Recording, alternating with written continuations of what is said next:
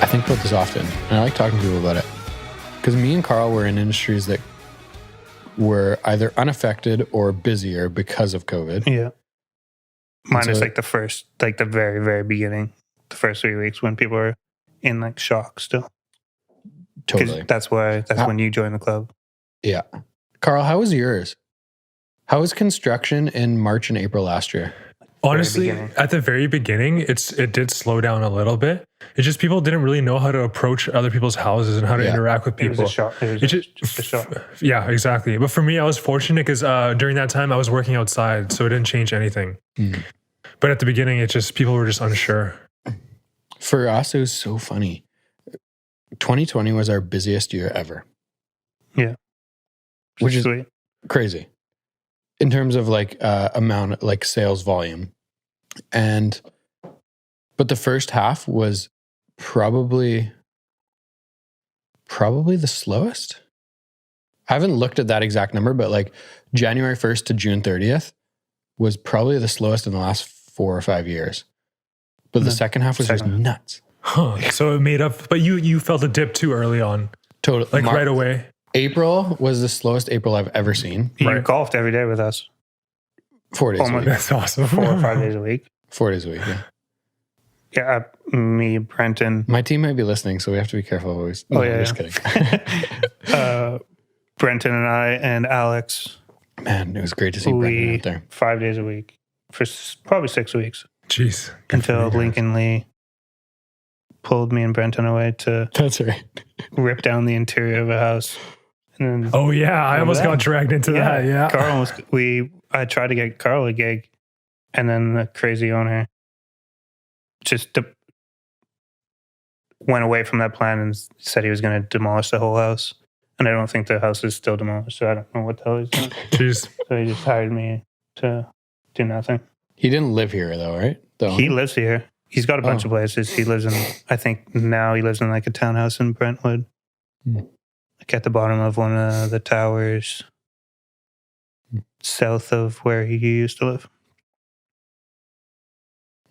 Closer to the freeway. But yeah, I don't know what the heck's going on. But they had a sweet property there. It's a cart. They had so many like berries, fruit trees and stuff. I just collected the whole time. It's great. This is why I know you would never live in a park. You're too resourceful. That's true. Was there ever like points of panic? For me? Yeah. No. Because your industry went from getting into busy season. Yeah. Right? Because busy is April. It's probably the worst time for the company. Yeah. Because we lose money every winter. We never turn a profit during the winter anyway. Yeah. So it's just like get through the winter. Yeah. Through the weather. People aren't traveling to their like private homes and stuff. So the charter business is like null. And then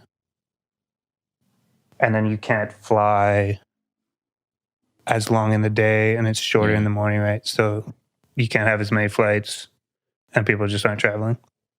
And then we ramp up big time in the summer. And then everybody's getting their overtime, and that's when you make your money. And there's a lot of days where weather is bad and you can't fly anymore. Yeah. It's a fucked up business. I've thought about this multiple times in my head. How does a company like Harbour Air make any money? It's expensive to get to Victoria, man. Like get to Victoria and back, you could buy a ticket to Toronto and back. Isn't it like $120 each way? I think it's like a 200 and something. You're spending like probably close to $450. So you can go to Palm Springs and back. Go to Toronto. I don't understand Palm Springs either. I mean, those flights are always packed usually. How much money does it cost in fuel though to fly down there? And that stupid asset that you have that cost what, $2 billion to build this stupid plane? The which? How much does it cost to build a big ass plane like that? Like a WestJet plane? Yeah. I don't know. Like our planes are like a couple $1 million. So a WestJet plane might be 100? Yeah, 100 million? Yeah, maybe. I don't know. Exactly. 100 million for one of those. What is it? 737. 737. The Max 7. Max 7, which Is is that- back in business now. Those are like 150 seats. How many seats are there? No, like 300, 250 to 300. Oh, they're that big? Yeah. Oh. What's the one that goes to Palm Springs? Because usually that one's like 150. Max 8, 737, A320. Those are 121 million. 121 million. There you go. Those are normally the ones. You know, one of the things I loved about real estate and why I chose this career is because the cost to enter is so small. You don't need an airplane. I'd say it probably cost me $2,500 to enter the industry, to go through that course, to get your license. Maybe a little more, maybe like $3,000. But versus starting an airline. Well, how many planes do you need for an airline? Okay, when you start an airline, like Harbour Air probably started with like one plane. And buying it used or something. Yeah, leased the plane. Probably didn't own it. It was like one beaver. And they're doing like logging trips for loggers, checking out log booms on the water somewhere, right? That's like what we originally did. Now? We probably have close to 40. Yeah. That's like a privately owned, right? Just that one individual owns it? The owner has sold a portion of the company to a company, some sort of financial company. So back east in Toronto. So some private firm now owns part of it. So now they're kind of dipping their toes in. I think it'll be kind of a majority owned by them eventually. But he still has control and decision wise, which is good because they don't know anything about the airline industry. Yeah. They're learning now as we go. How did that guy get into it? Have you do you know him very well? He was a pilot. He was a pilot. Yeah. He's crazy. He lives in Squamish.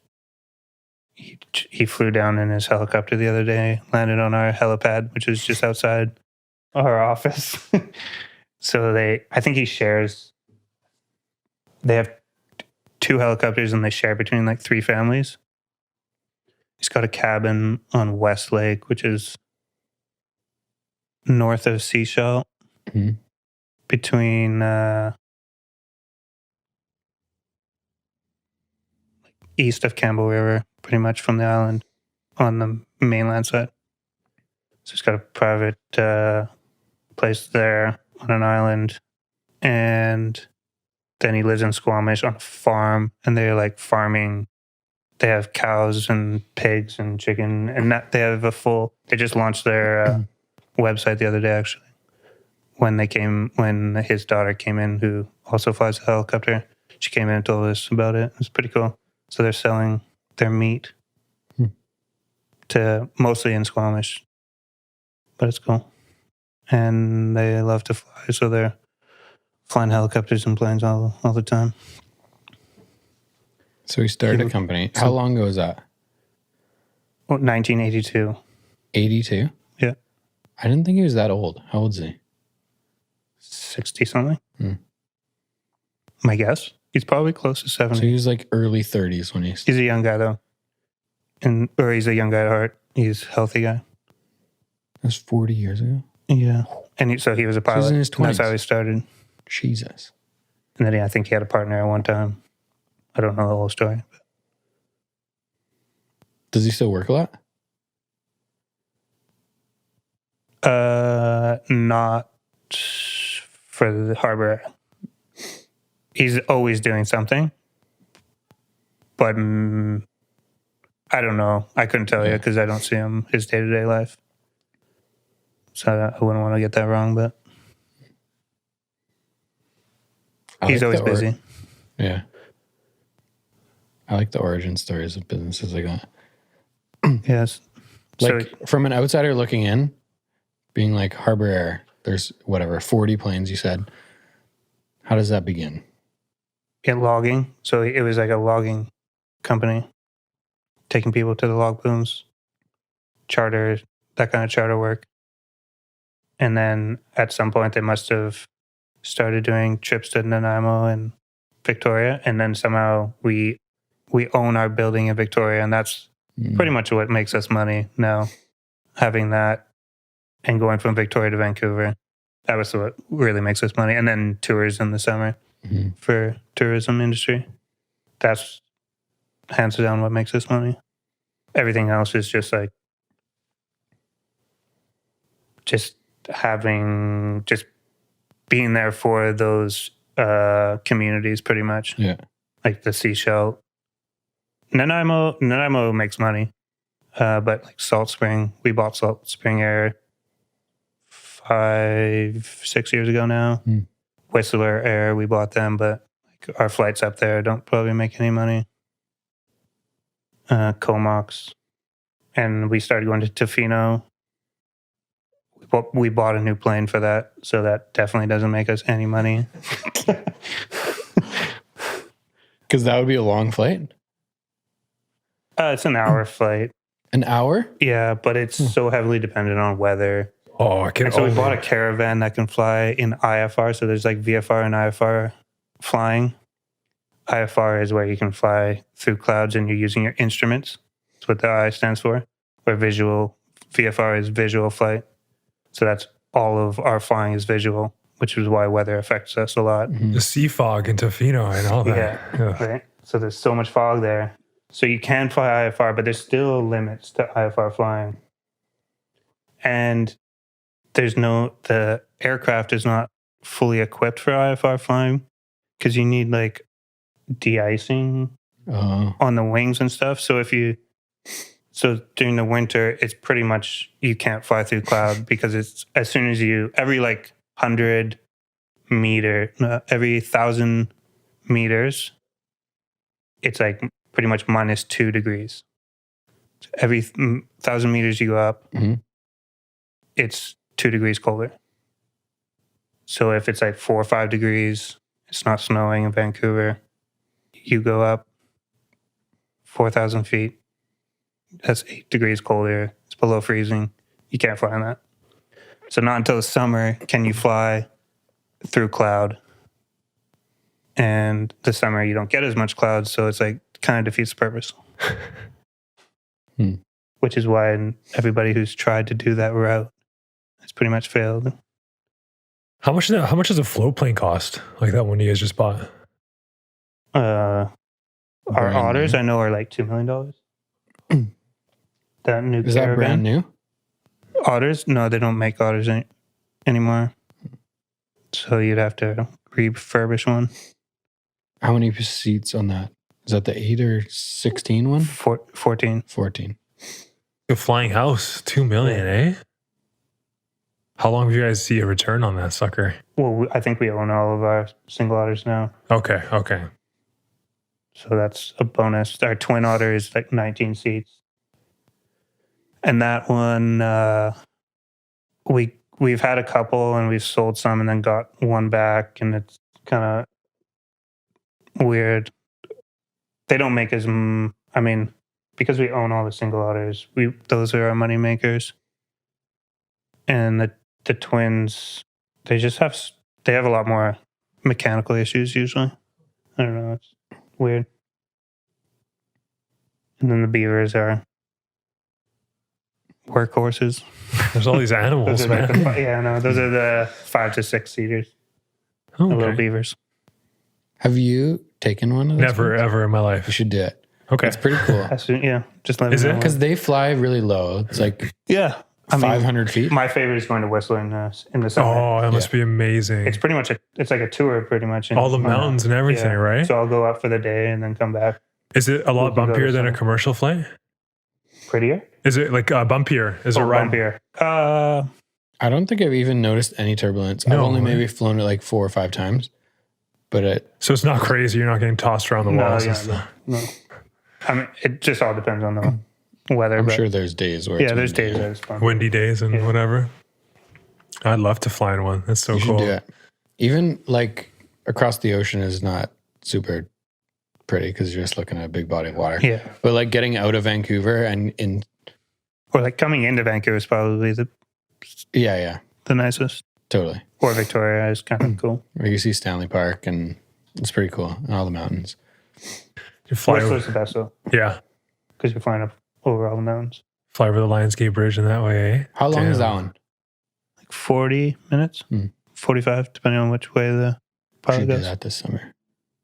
Let's definitely do that. Go play Nicholas North. Because that's the lake it flies into, right? Yeah. Which one would you say? What is the lake called? Green Lake? Green Lake. Green Lake. That's where our base Nicholas is. North Golf Course is like right there. Yeah. Like on one of the holes, on the back nine, it's like It's like 12 or 13 or I something. think it's later, like 15. Is it? And you can see them lying right by the water. It's like right along the lake, and you Cool. can see the planes coming in. That's pretty awesome.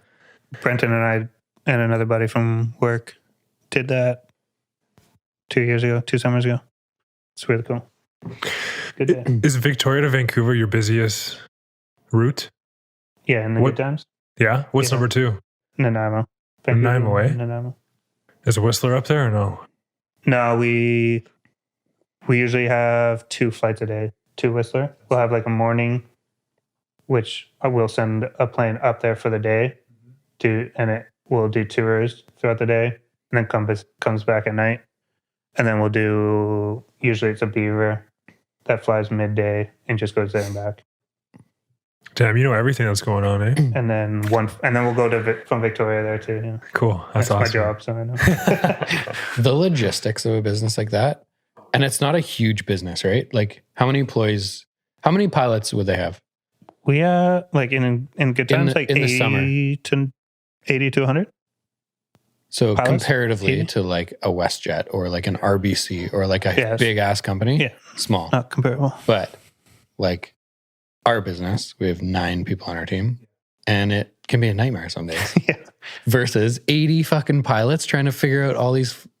Man, Well, like literally one of my jobs of scheduling, it takes all day from the moment you get there to the moment you leave, just scheduling the following day with all the pilots and the planes and the flights and which flights are going, which whatnot. And right now I can do that job in like an hour.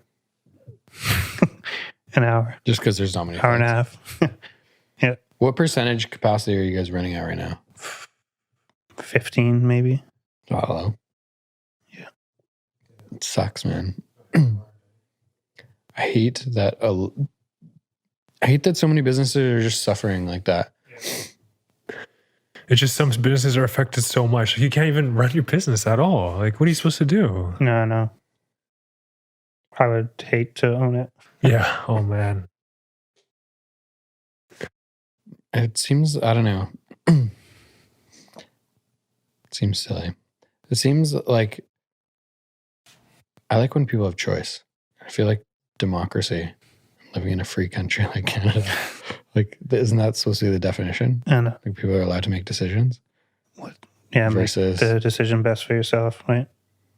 complete anarchy. Like what's the right terminology for what the last 12 months have felt like? Tyranny. Yeah, I don't know. Dictatorship? I don't know. It's fucking crazy.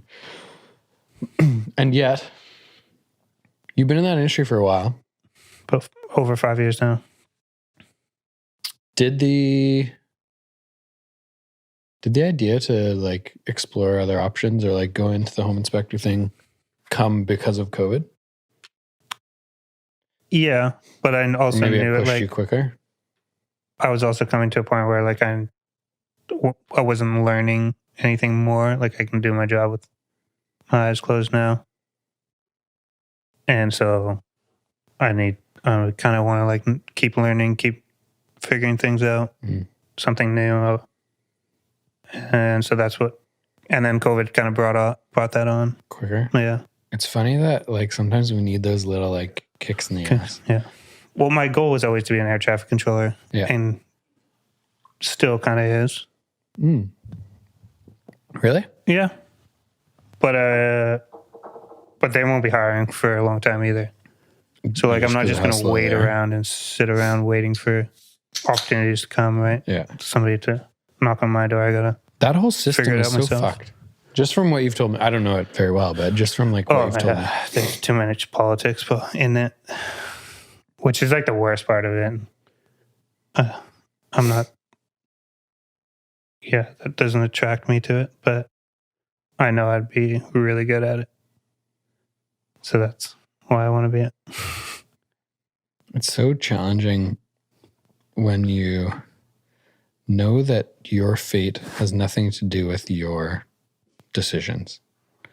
I know. Like working for a big corporation or like how you've explained to me how that like hiring process goes to get into that air traffic controller school or whatever it's called. Yeah. It's just bullshit.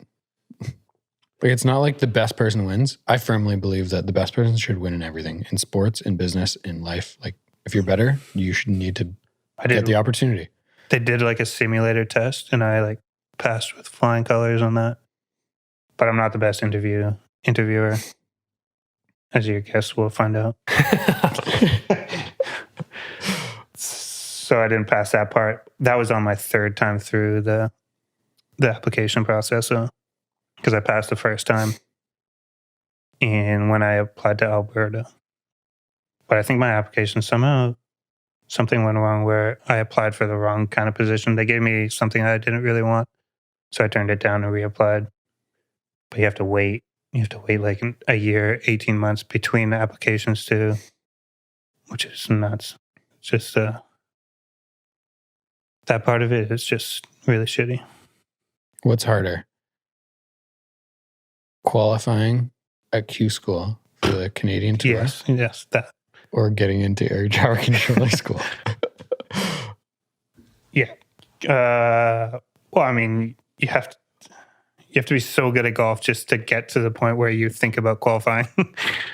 And then you have to qualify where anybody can apply to air traffic control. You don't need to be good at. Just the reason I made that comparison is because you said you have to wait a year. And I just remember Mike, like, so much pressure going to Q school. Because it's the one time a year. If you have one bad day, a bad day for him is like shooting 74, like 2 over. But it is kind of similar as like, if I have a bad day or bad interview, I have to wait literally a year and a half to applying and then another like 6 months until you get an interview. So it's like a 2-year wait. So it does suck. I feel I'm on that. I know you fairly well. I like that you just do things. Like, for example, COVID hit your industry very difficult, like very hard. Your work schedule went from 40 hours a week to 20 or I don't know. And instead of being like, oh, fuck me, like this is shit. I need to apply for this CERB bullshit. You're just like, oh, just get another job. Yeah. That's why I think I've had like 4 different jobs. Yeah, exactly. Yeah. With staying with every time I played golf with you, you were telling me about a new job. You're like, I was putting up Christmas lights this day, and then I was like helping this guy. I didn't even think about that one. Yeah, Christmas lights. Yeah, and then the Reno thing. I worked for the government on the election. That's right. I forgot about that. That was only like 4 days, whatever. That was the worst job ever. I just literally stood outside and did nothing. I remember you being like, this is the boring. Yeah, it's like there's a sign that says go that way. Why do I need to be here? I remember you telling me what your job, like what the supervisor's person said to do. And you're like, ask people if they have their ID and tell them to go that way. And you're like, that's it? Like the sign that says go that way. The sign says, have your ID out. Everybody knows this way. And everybody knows that you need your ID unless you live in Georgia, where apparently people are very mad that you need ID to vote. We won't go into that. I like that a lot. I like that you just figured it out. Yeah. Oh, and then some Uber driving. Dude, that is shocking to me.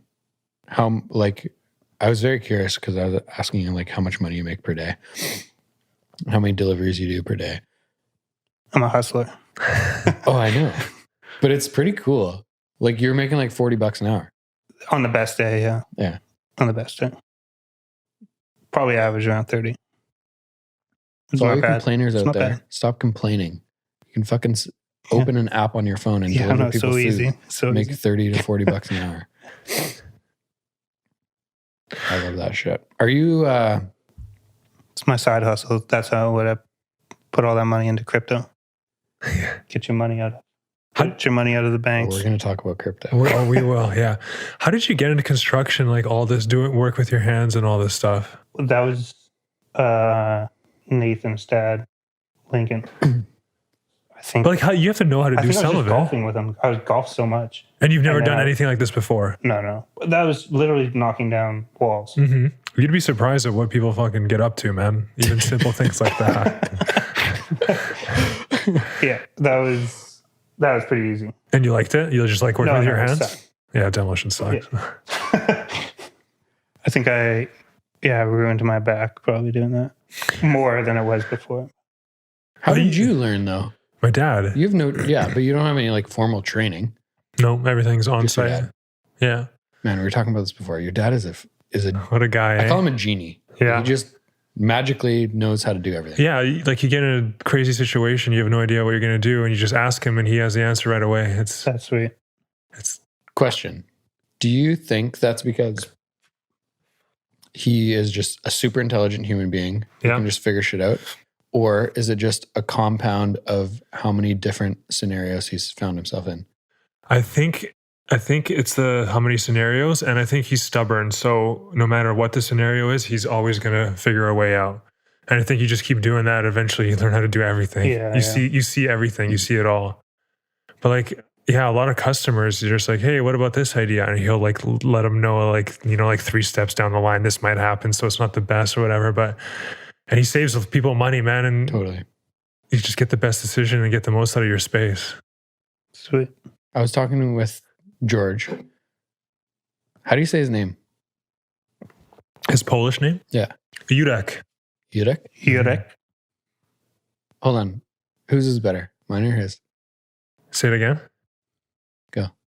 Jurek. Jurek. Sagila. Jurek. This was better. No. It's the U. Jurek. Jurek? How do you... Jurek had a son named Casey Gunner. You were just talking about the cabinet today over there? Yeah. He's like, no, you don't want to do that. Yeah. I'm like, no, I want it over there. No, you don't want to do that. I'm like, well, the door's not going to open. He's like, no, the door open. Look at this. The door opens. Like he literally did that. He's like, look, door opens. Some people don't like that though. Yeah. No, I love it. Yeah. I'm like, yeah. you're right. Okay, fine. Yeah, do it. Amazing. But like some people, you know, they kind of want to have their own input, their own idea, but sometimes it's not the best. Yeah. But I mean, Trust the experts, Carl. Demo's easy though. You just swing a hammer until you have no more walls to knock down. until you pull a sawzall right through a copper pipe. Yeah, that would suck. There was something happened with water. Well, yeah, But we knew where the water shut off was, so we just shut it off. that's important. Yeah. Carl just I blocked forget what my happened water shut there, off but- upstairs. That's for your bathtub. Yours is downstairs. That's for a second bathtub. I don't think I'll ever use that in the next 5 years. You're drying your clothes in there right now. It'll be fine.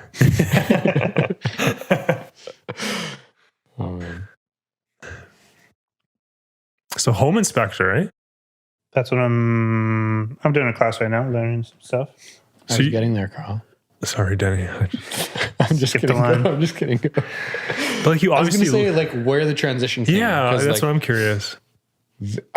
ever since I've known you, well, since high school, it's been like air traffic controller. And it was like working in that field to try to get into that. I feel it like, as an outsider looking in, I feel like you almost got sick of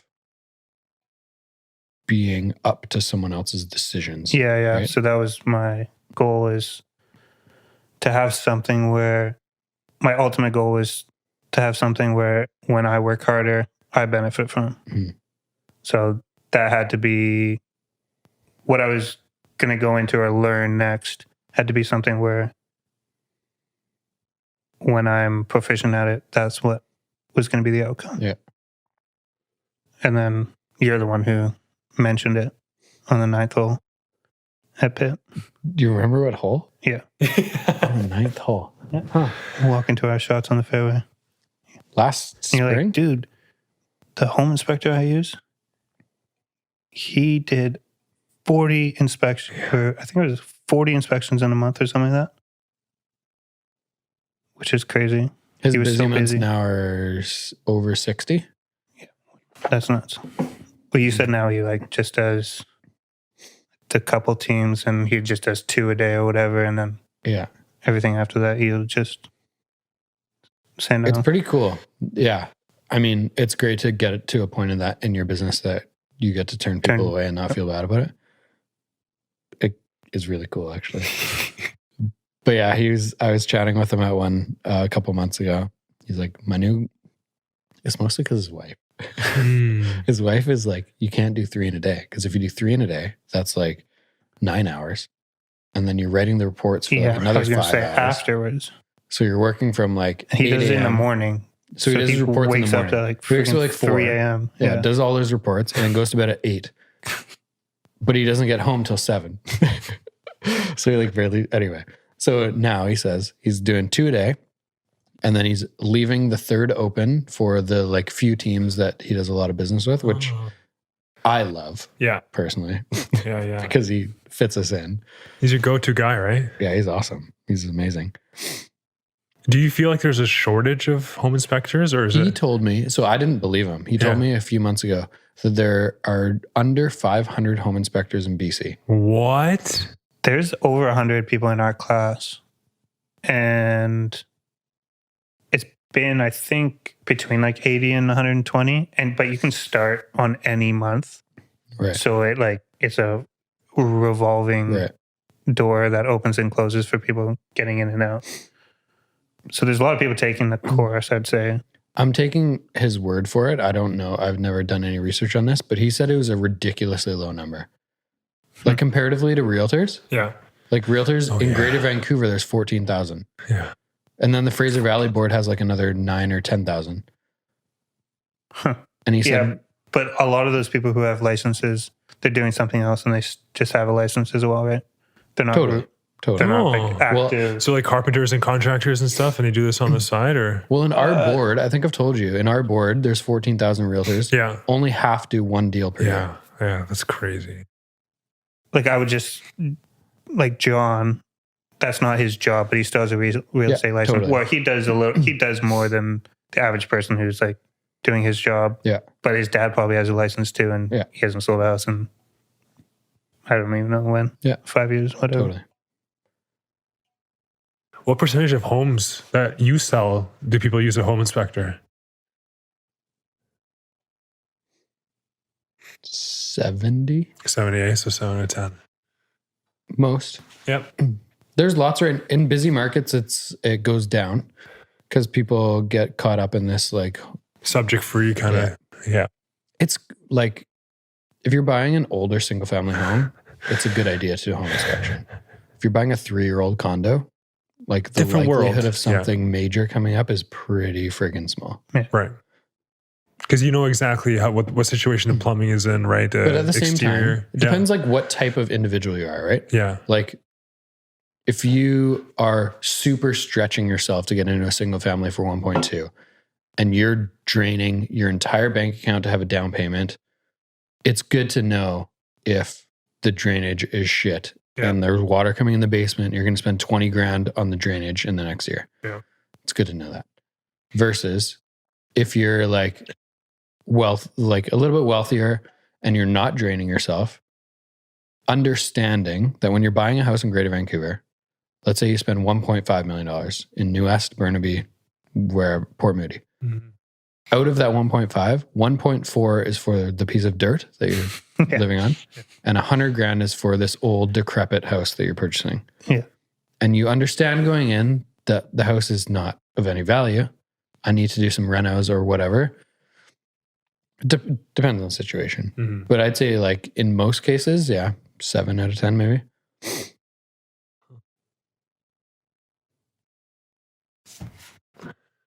That's scary. Is it? I don't know. It's Like, would you use a Hold home on. inspector? No. Because you know all the Yeah. stuff, right? What Yeah. would you do? I got George. Yeah. Yurek. You gotta get over here. Yurek. I've bought 7 houses in my life. Yeah. I've done 0 home inspections. But like, you know, old single family home. It's all been I know what I'm condos. getting into, right? This is brand new. New West too. Well, Yeah, because pretty big pile of shit. you know yeah. what I so I bought that lot for 1.295. No But inspection. that eh? wasn't your plan. Wasn't it? Was going to get. But in my head, developed. I'm thinking the land is worth 1.35. I bought it for 1.295. It's going to cost me $40,000 to tear this piece of shit down. Why would I do a home inspection on something that is Yeah. just going to get bulldozed? As long as it, honestly, the only big thing that would just deter you from buying that would be an oil tank in the Yeah. ground, because then it could leak into your neighbor, and then it's just But a home inspection doesn't do that. That's a No, different. you won't. no, yeah, it's an you'd oil get tank scan. somebody, Hmm. specialist. I'm not saying you should act like me. I'm saying that my risk tolerance compared to the higher. normal human Yeah. is quite a bit higher. Yeah.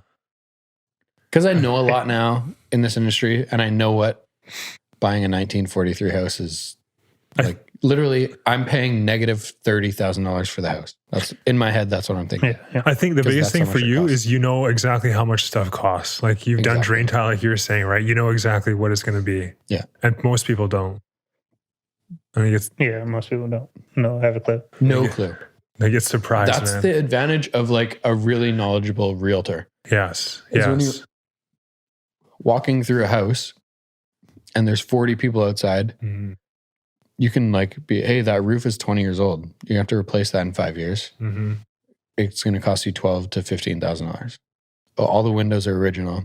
They're 1980s. You don't have to replace them, but they're all foggy. Yeah. They look like shit. They're fine, but It's not eventually, Structurally, yeah.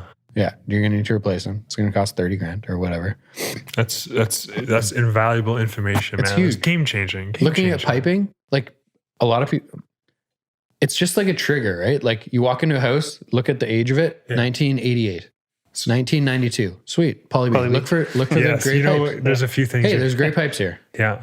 Look in a couple of look under the sinks. Look at coming out of the hot water tank. Mhm. They're all gray. Well, probably most of the house is Poly B. Yeah. What percentage of realtors do you think know what Poly B is? That's a great question. Poly B. That's like So- one of the main things of knowing about a house. Red flag, right? Right? One of the red flags. Have you talked The main red flags. Ask me about insurance companies after, because I got a Okay. new update as of like 2 or 3 months ago Yeah. about insurance companies. Okay. What percentage of realtors know what Poly B is? I'd say high, 50 to 60. Yeah. What percentage of them during a showing are able to locate it, Mm-hmm. point it out, and educate the consumer on what it is? I think I'm being very conservatively high estimating here at 2%. Jesus, man. Too. And That's I feel never like I'm coming up being then. really generous. You do 100 deals a year, and that comes up twice with the other people. Yeah, maybe. Huh. There's really good realtors in Greater Vancouver that sell a lot. Good in the sense that they sell a lot of homes that I've done deals with, and they just have no idea. No idea, eh? Is there any realtors that show up with like a step ladder? And talking about flashlight? construction, Yeah, yeah, like contract wise and like walking people through a transaction, they're great. yeah. Construction wise, they have no clue. But if they've never built a house or like gone through stuff like you and Jamie Totally. have, how could they ever know? All you're Totally. doing is just selling Experience. Well, houses. if you're present at a home inspection, you would learn that over That's time. the thing, right? So good example. Mhm. For my first like 4 years, I went to every single home inspection and just listened to the Yeah. guy talk, right? Ask David did a lot of questions, them. yeah. I just listened. And then he would say things and I'd ask questions.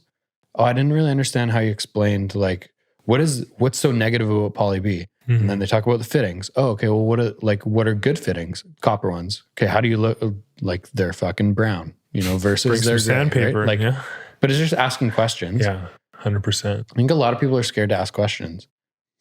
Hmm. And then, so doing the big reno was just like next level. Yeah. So it goes from like listening to home inspectors, and you're really just getting educated when there's a problem, right? Because if there's no problems, the home inspector Not gonna ask report and summary is pretty quick and easy, and you don't really get much out of it. But if there's a problem, then you can ask questions. Okay, well, the foundation is cracked here. Like, what does that mean? Well, the house has been standing for 86 years. Like, it's probably not going to fall over tomorrow. Like, there's lots of things that you can ask afterwards. But going through the reno and doing it all for yourself, and like understanding that, here's the invoice for all the electricals, $35,000. Correct. That's more than I thought it would be. Yeah. Like doing all of that stuff was just next level. All like doing asbestos testing and like doing all the drainage and understanding that like when the ditch is dug, that's a big labor thing, right? Someone literally is just shoveling dirt. What is it? 6 feet down? I don't know. It's deep. It depends where you are, but yeah. But you're just shoveling dirt, and that is so labor intensive. But then they're like spraying the whole foundation with tar, basically. And then they're dimple boarding it. And then they're backfilling with drain. The pipes go down first, and then they're backfilling with drain. So like there's a lot that goes into it versus just, a new drain tile. Yeah. Right? Yeah. Like, what does that even mean? For a consumer, they have no idea. No idea. Right? So if you can educate them on like what the process looks like and like how long it takes and how much it costs, it's next level. And then you can like, when you're walking through new homes, or when you're walking through homes that say they're, fully updated, you can point out this stuff, right? You're walking around the outside and you can see the dimple board coming out of the soil, right? Yes. Yeah. You can be like, oh, it looks like they've done some drainage work. We should ask them, did they do the whole house? Did they do this little corner? What are they? That's, just valuable information there. It's all clues that you just need to pick up, right? And like huge years. All the windows, most windows have a little sticker inside the panes that says the year they're manufactured. A lot of people have no idea about that. It's crazy. Like, as consumers are walking through houses, there's just like things I go through, and I'll look at the windows, and if you see a little sticker, they did the windows in 200006. Like, how do you know that? This guy builds houses on the side, man. Look at this. There's a sticker there. It says 2006. I'm not a magician. Yeah. Just knowing what to look for. But there's no school for this kind of stuff, right? Life. You don't learn. There's PCRT. Life, girl. But like for real estate, like course, you're not going to know this shit at all. How can you compete with guys that know this stuff? I mean, you just got to learn. You just got to. Yes, you have to. Yep. Figure it out on the way. Okay, go back to your idea of working for yourself. Because I like this. This is what fires me up, Thierman. Yeah, well, my idea is like, it doesn't matter what it is, but whatever it is, when I work harder, I benefit from it, which I've very rarely experienced through working up till now. But it's kind of what sports taught me. Yeah. Like in sports, you get out what you... Remember what Randy said to me on that stupid scorecard? I don't know if I've told you this story. I was grade 9, I think. Was it grade CP? 9? Yeah. It was the first year of CP. Okay.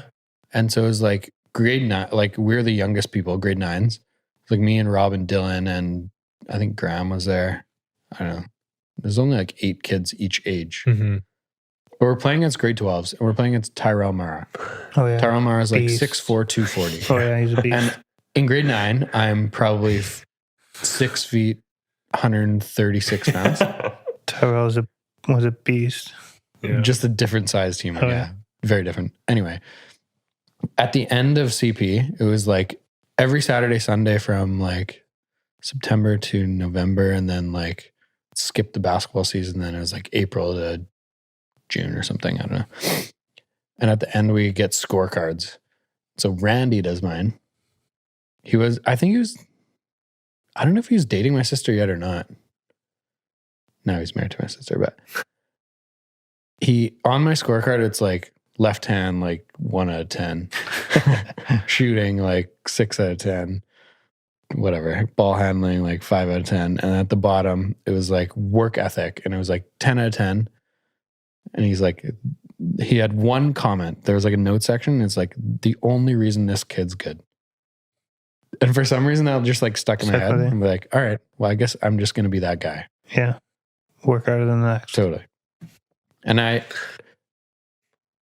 don't know if it was that specific day, but like getting out of high school, going into like, what am I supposed to do with my life?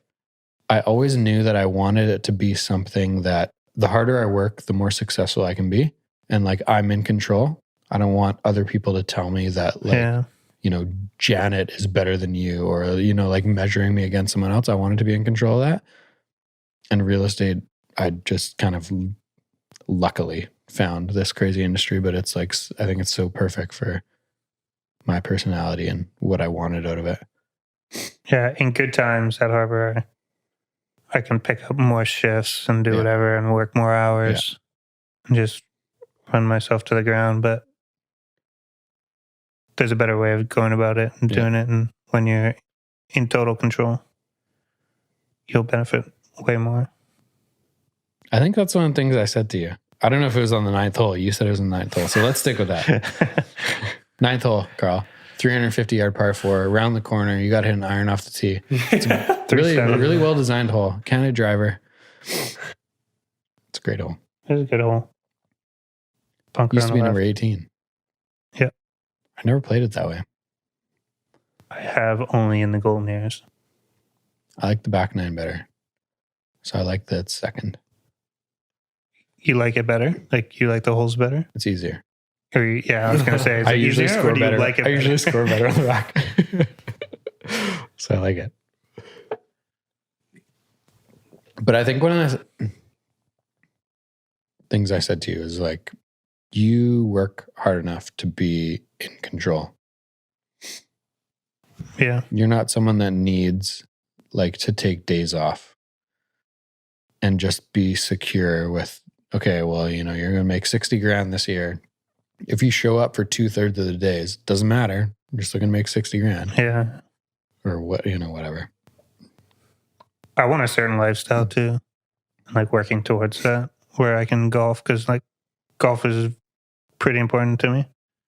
And I have goals in golf where I want to still compete till I die. Like you can, that's the great thing about amateur golf is that you can compete as long as you're healthy all your life.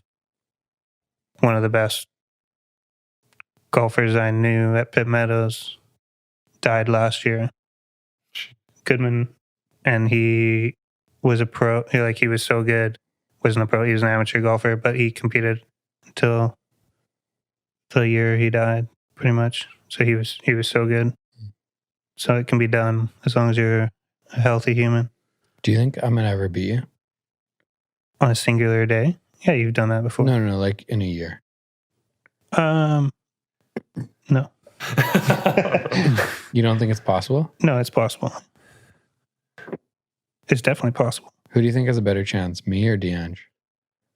You, because when you put your mind to it, like you've been to you can like see it. You've been to the range every day in the last, like, you just made up your mind that you wanted to be this good.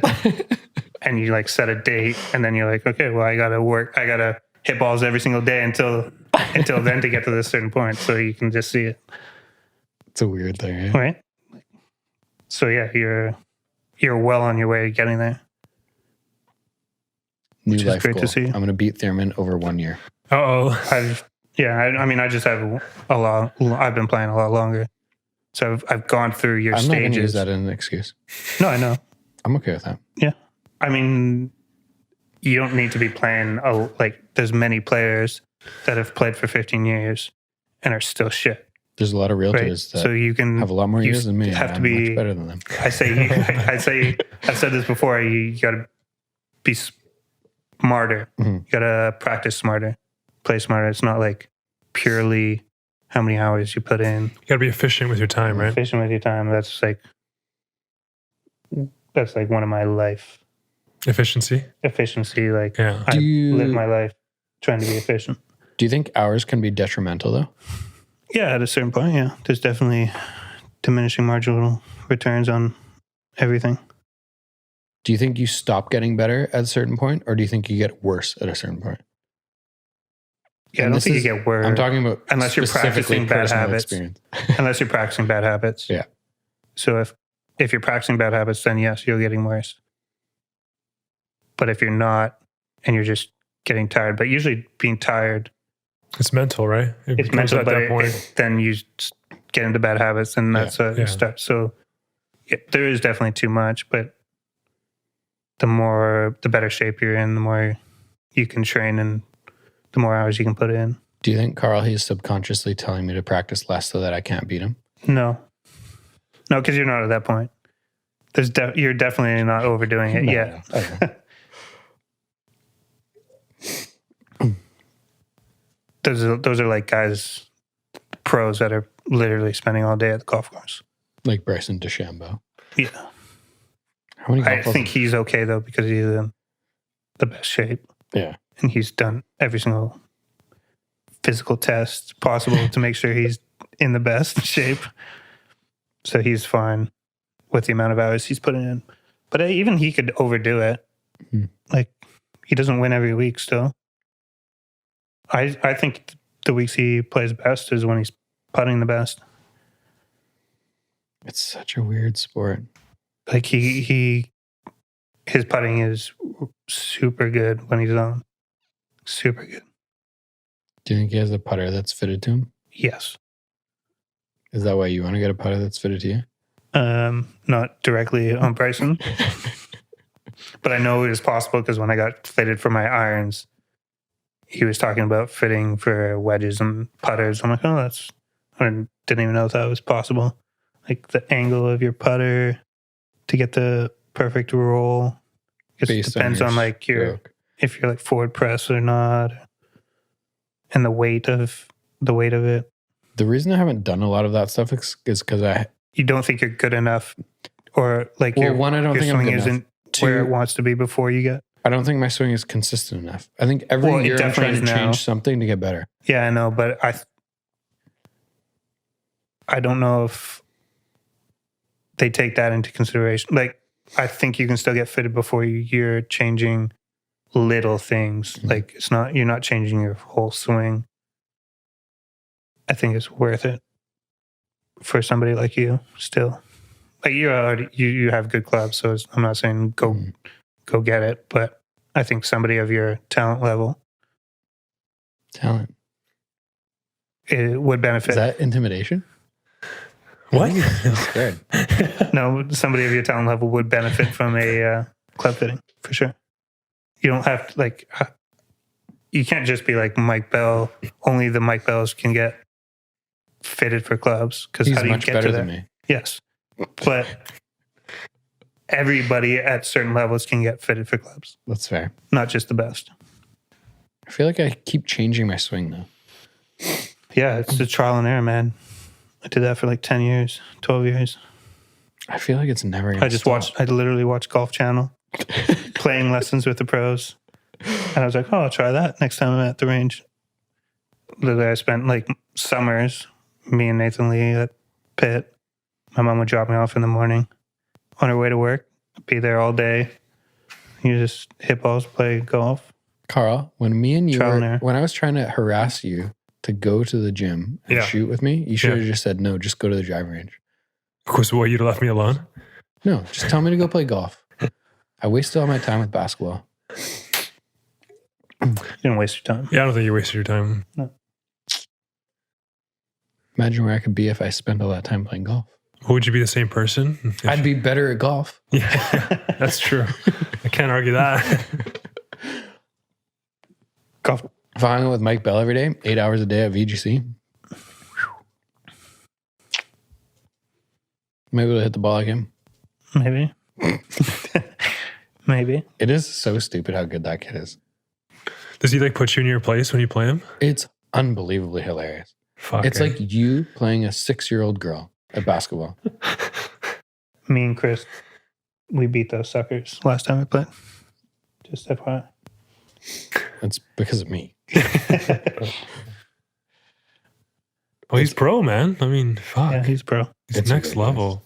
He just hits the ball so clean every single time. Consistency, right?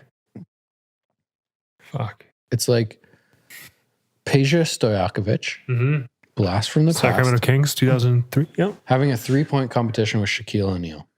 That's tough. Yeah, I think it's not going to be close. It was a funny, I don't know if this is an accurate comment, but when we played with him last, he's hitting the ball consistently 60 yards farther than me. I don't know, 60? I don't think 60. When he hits it good, it's 330 in the winter in Pitt Meadows. Like winter, April. Like it's not firm out there. And I'm hitting it 260, 270. Mm-hmm. He had 48 yards in on 14. I didn't play with you that round. And I'm like, man, you have to be the longest guy on Canadian Tour. Like top 5. And he, what? I like what he said. Well, he looks at me, he's like, Dude. I think I'm one of the longest people in the world. Really, eh? In the world. Man. He doesn't swing hard. Like, it's just technique. It is. Technique, It's so crazy. Does it ever get like depressing playing with him, or do you just No, you just know? Yeah, every okay. single You time. respect it. Yeah, Every time he hits the golf ball, I'm just like staring at every little motion that he's doing. yeah. And it's so simple. His swing is so simple. He brings it back only 75% of the way. I don't know. It's not 75. It's just that's It like, looks you like would say that with like Tony Finau too, right? Mhm. Where it's like a shorter looking swing. Yeah. But that's still like his 100%. It doesn't go parallel. His though. like arms don't get up here, But the club doesn't go parallel. but the club still gets pretty close to parallel. Mike's does anyway. Tony maybe just slightly short, unless he's hitting like some sort of knockdown shot or whatever. I don't think so. Mike's does. Yeah. Mm-mm. Watch his videos, man. Mm-mm. It's like this. It's like pointed up like that. It's not here. Okay, I'll watch again. Text him. Tell him to send us a video. We'll reconvene this conversation in 5 minutes. Okay, so why home inspection? It's a good question. That's because of you. Well, you like mentioned it and said it, and then I kind of just researched it, looked it up. I thought it would be something I'd be interested in. I like the real estate aspect industry. It's such a cool industry. There's I know a lot so of people many in different, it, so yeah. that There's kinda like so helped. many different avenues. Yeah, Home inspectors and appraisals and like mortgages and realtors and trades guys just- and being a part of the family of friends in the industry. it's not a bad thing. No, right? Maybe like easier to start out knowing people for sure 100%. than it would be if I didn't know anybody. My disadvantage is not a lot of inspectors come from like being an electrician, being whatever. Yeah. But even then, like an electrician doesn't know roofing, Totally. right? So they have an advantage in one aspect of the house, but they don't know everything about a home. So it's just If you ever have a question or I know lots of people. a conundrum, Yeah. you can just call George. Yeah. I know. Yurek. See? There you go. Dude, that guy's brilliant. Yeah. I love every time I see him, So I it's love just him. like call Carl. Yeah, but then Carl's going to be like, yeah, I'll call you back in 2 minutes. And then Carl's going to call you. Let me verify this. I love that. Are you excited? Yeah. Yeah. It's still got a ways to go, but Only a few more months? yeah, for the course to end, and then there's like you got to do training. What does the training look like? It's about 100 hours. Just following. They say minimum the inspector, 75, but they say like before you can do your like test, your like training test, So then about 100. You do a test inspection that someone says, Yeah. yes, you're passing. Now you Exactly. can do your own. Yeah. What's the goal? What's the plan? is the plan to like start on your own right away, pass the inspection and be like, boom, here's a logo, Alex Thierman inspections, here we go. Yeah. Website, giddy up. 100%. Social media. Yeah, because I can do that while still working at Harbour Air. Yeah. I just won't, my availability, like, I don't know. It'll depend on how busy, how successful I am out of the gate kind of thing. But I can work that into my life. Still working at Harbour Air. Have you thought about like what you're going to spend time on in the first year? Like building a website, social media presence. So I will probably hopefully do that like in the fall when things slow down at Harbour Air. I can kind of work on that kind of stuff. Build a website and like reach out to real estate agents kind of thing. Just let people know that I exist. Go from there. Any like ideas that you plan to put into practice? Like a discount kind of thing, or like tell people I'm new in the industry. If you need somebody on like really short notice, give me a call. I'll come running. I'll be your guy for that. I don't know. Yeah, some stuff, something like that. Have you started like following or watching any like bigger inspection companies in BC? You told me one. I follow one group on Instagram, and then I've done a couple of.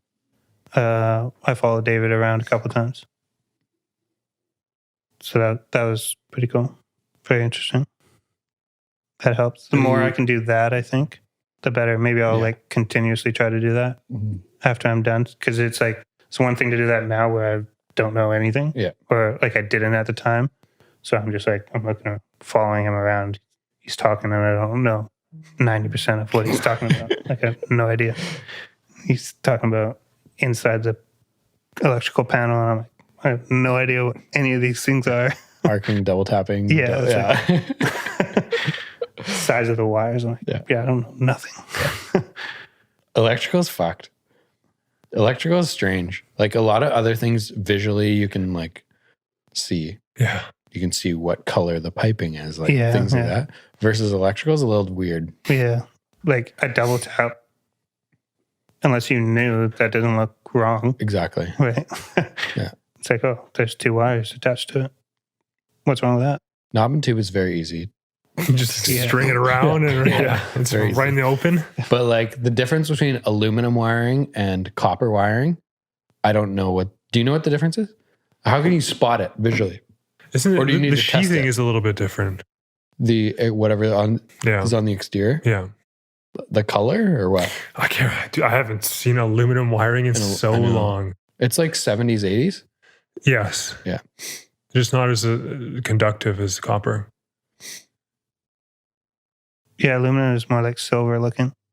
But not the so the wiring is wrapped in something. Oh yeah, right? yeah. So you have to look at the end. Yeah. Yeah, but like as a realtor, I'm not pulling an outlet off the wall. To look, you won't be able to tell. Like you can't tell until you go to the panel. Yeah, you won't know unless you like look at where it's exposed. Yeah. Mm-hmm. So that which is a lot of home inspection. It's like it's a visual inspection. It's not a be all end all. Like there's so much shit behind walls that you don't know. Totally. Cracks. The electrical could all the be ways plugged. That I think home inspectors really, really help people is electrical stuff with like that, what I just explained that I can't see. Water ingress in like bathrooms. Yeah. You can't see that. Like, yes, you can see that maybe there's like slight cracks in the grout, but you don't know if that is like a month old or 6 years old. Yeah. And water's been going back there for 6 years. Yeah. Yeah. Water ingress. Water ingress anywhere. Like, even just like getting in the attics and like insulation stuff or like rodents and shit like that. Like clients are not climbing into an attic during a proper crawl spaces that are like. I know some inspectors don't do it either. The bad ones. Yeah. They're scared to. And David has like a little, 3 or 6 foot scope that he like puts down drainage. Yeah. With a little camera on it to see if there's any blockages and stuff. So like that's like a little extra add-on that a lot of inspectors don't do. Exactly. It's the same thing like you knowing stuff about construction, right? Totally. Being a realtor, just these little extra things. Yeah. Construction's crazy, man. Here's a heat sense. A thermal detector. imaging camera. Yeah. Which It's pretty most most inspectors don't have that. And you're supposed to, from what I've learned through the class, you're supposed to take a course if you're going to use it, because it's very technical and you can screw it up if you use it incorrectly. Well, most don't use it because it costs $5,000. That too, yeah. It costs $5,000 for a unit. He said his little thermal imaging camera costs $5,000. $6. Damn. The Predator vision. It's pretty cool. You He's ever shown me run a in few front of times. it? He's like, watch this. And like this is like a buyer or like the realtor is walking by and I like put it on there. It's like bright red around them and everything else is blue. He's like, I don't know. It's pretty funny. It looks like I don't know, kind of like what you would see in like, what are those dark goggles called when you're in the dark? Night vision? Night vision goggles. Yeah, it looks like that. So like, and what is he looking for? Like drafts, like around windows or exterior stuff? Yeah, looking for Leaks. water. Yeah. Looking for any water's places gonna be that their cold, insulation is really weak. So like if you're going Insulation's along the missing. corners of walls and there's really poor insulation in one section, it'll be really cold versus like the section. You can tell next to right it will away, be- eh? Yeah. That's warmer. fucking, yeah. How do you compete with that information, right? It's next level. It's not that surface level inspection. It's a little bit better. It's funny. Like we've had some clients who are very analytical and they'll ask questions like, well, is it going to leak in a year from now? and you know, his responses are always like very thorough. Like, you know, all I can tell you is what is happening today. And I can tell you that the windows and the skylight, like I'm talking about a specific situation in my head. The skylights are 35 years old. Mm-hmm. They're at the end of their useful life. This is how long they last. You can see they're getting foggy on the inside. Usually when they start getting foggy, the seal's broken and potential to start leaking. They're not leaking today. Well, how long is it going to be? I can't answer that question. Like, could be tomorrow. Could be 25 years from now. Yeah. But like, just the way you have to understand that you're doing a home inspection today. Today, yeah. It's not tomorrow. It's not the next time it rains really heavily. It's If you pay me $500, I will come back every single day Well, and inspect it for you.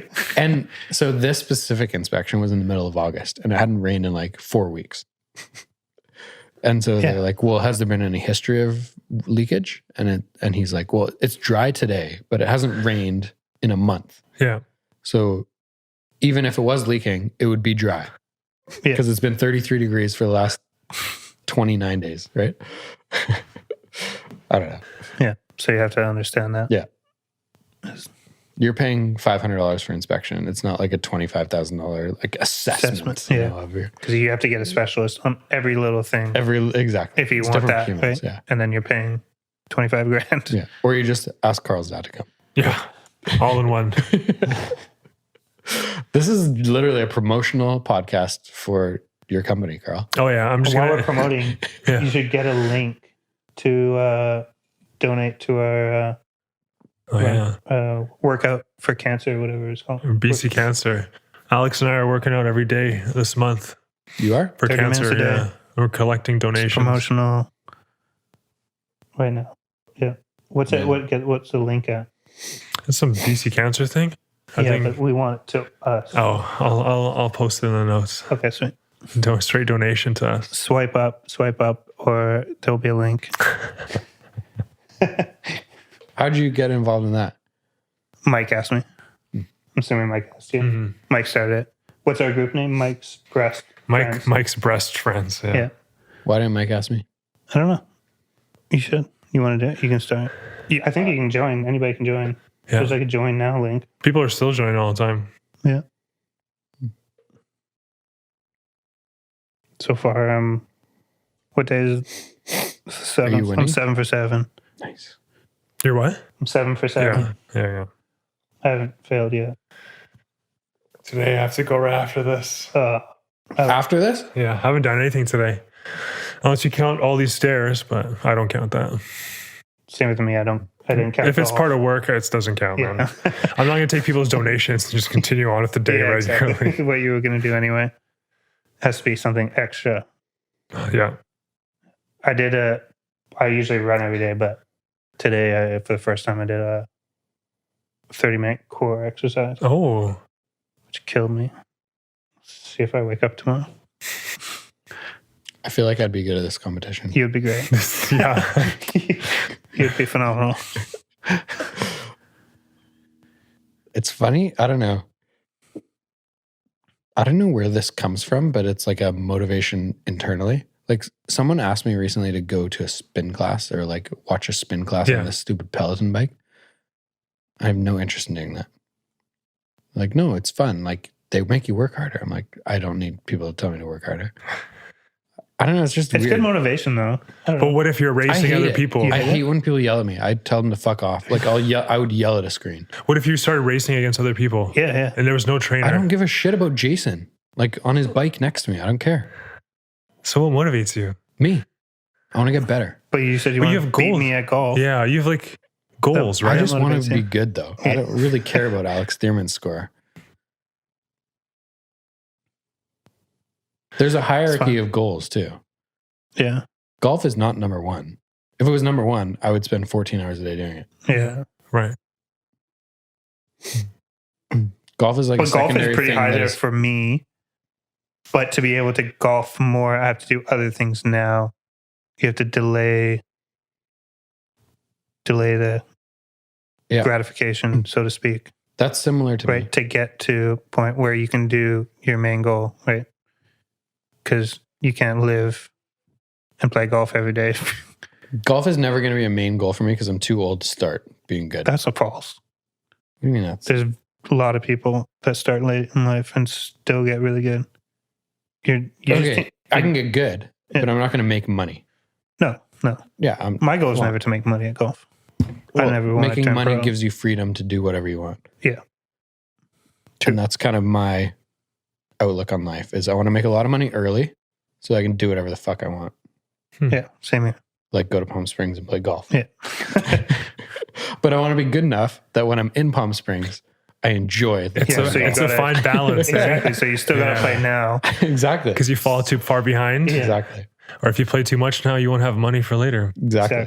Right. You have to find the happy medium, the balance. Still working on it. The swing is coming along. It is. Look good today. I was talking to Carl today, trying to source some sort of drop-down platform in the garage. Some kind of netting system. Get a little piece of turf in the garage, and I can hit wedges. I can probably hit up to 7-iron in there. If I'm hitting 3-iron, I'm probably scraping the ceiling. And driver, I'm probably knocking the head off the driver. You don't want to do that.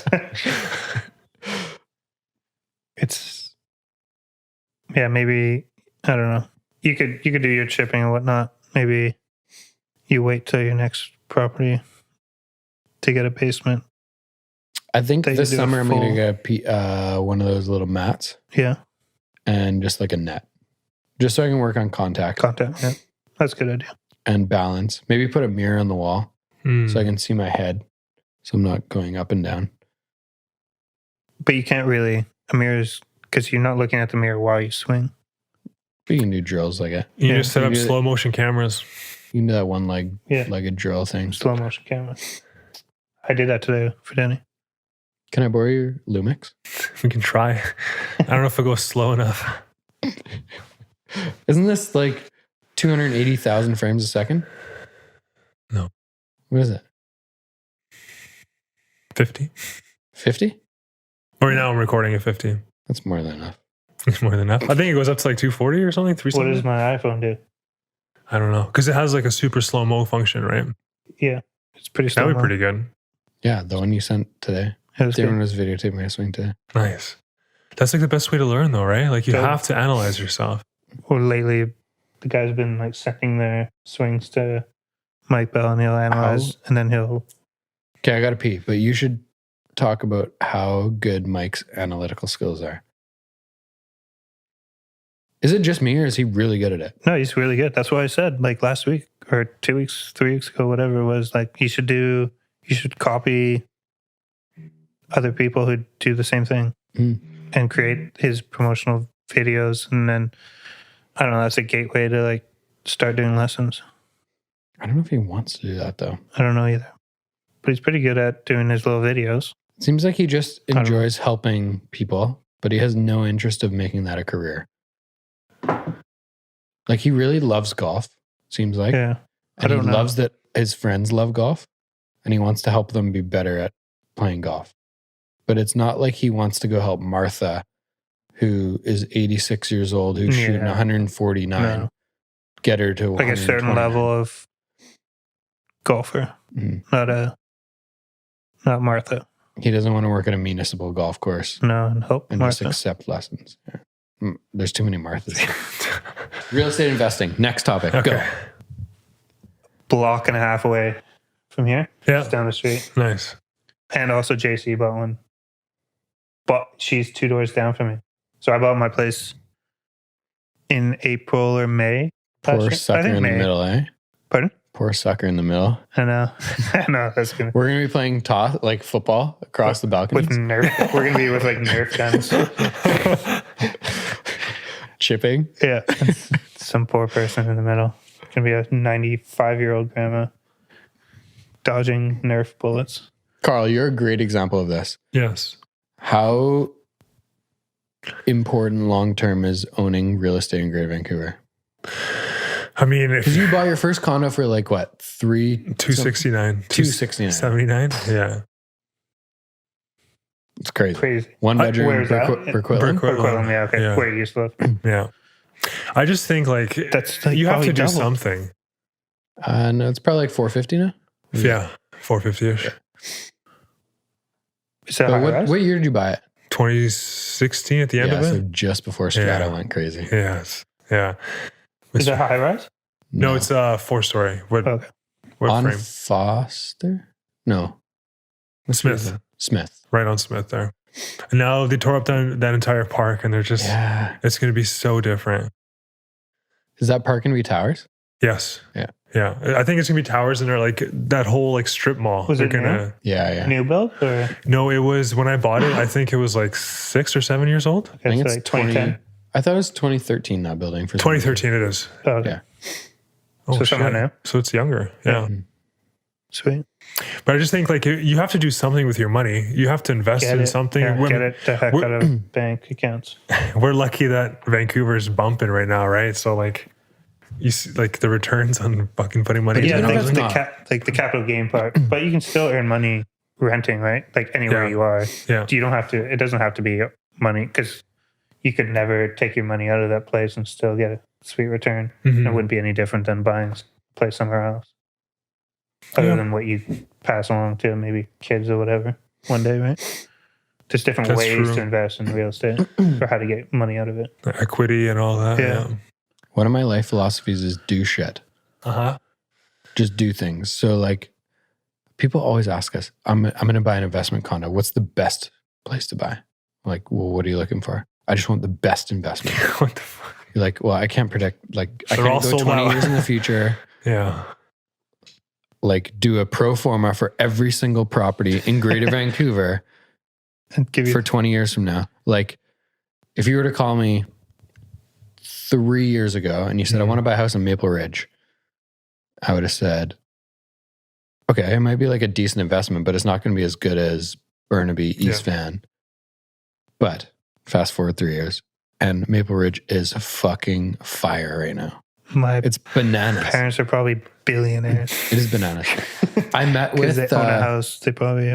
I met with a young couple who we sold their condo in downtown New West in 2017, I think. They bought a house in Maple Ridge for $710 in 2018. Met with them last Thursday, maybe Wednesday, a couple days ago. And we're doing photos at their place on Monday. Yeah. And it's listing at 1.1. So in 3 years, they made $400,000. Jesus. Where are they going to go now? Chilliwack or Hope? Well, they have two like kids that are maybe 12 and 10. 13 and 11, kind of in that range. And they just don't want to do maintenance anymore.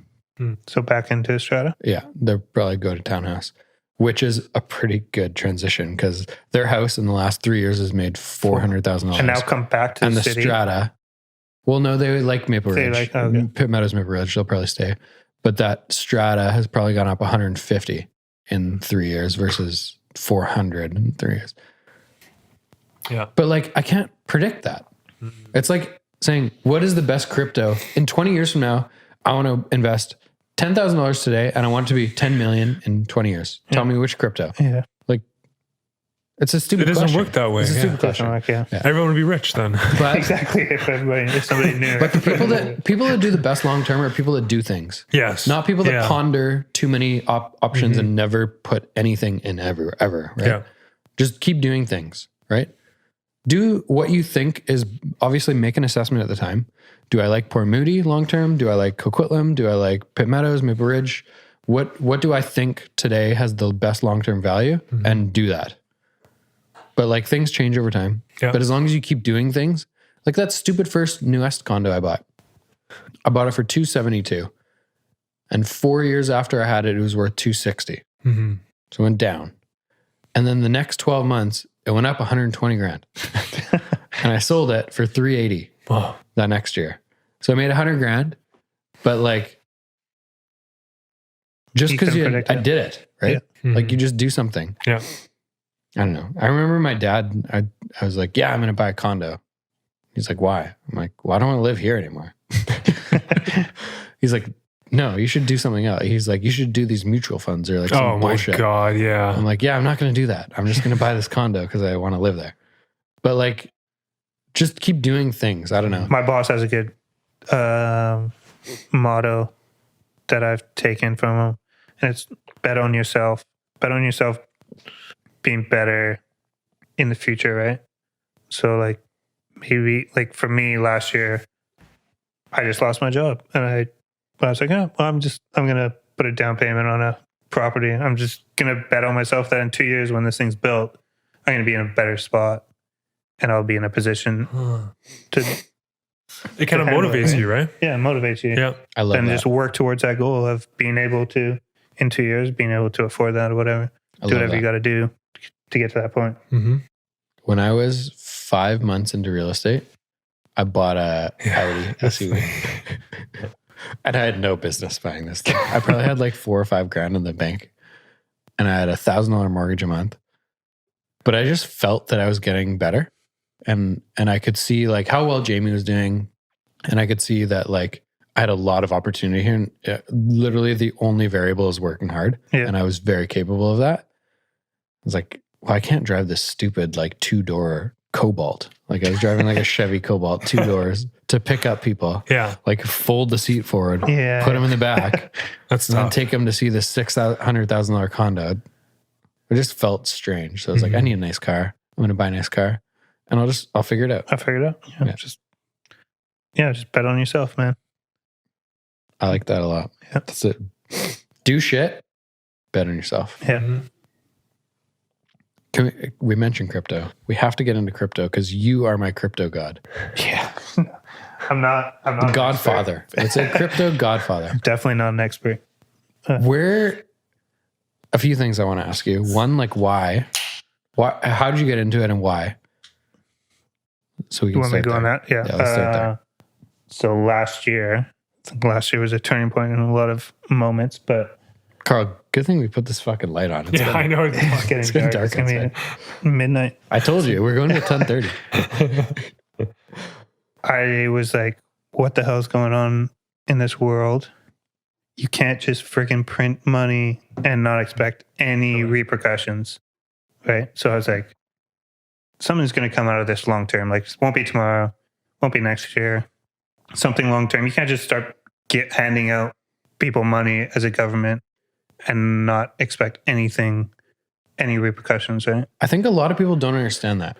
They don't understand that, like, the more cash there is, the less valuable your cash is. Yeah, exactly. Yeah. Which is why, newsflash, real estate is booming. Take a picture, like, step away and look at it from a macro point of view. Totally. Not like from micro where you're looking at one house. Why is this house worth $200,000? Why are you getting 20 offers on it and it's going for $200,000 over asking or whatever? Don't look at it from there. Like, back up. The government is handing out billions of dollars. So there's billions of dollars more within Canada.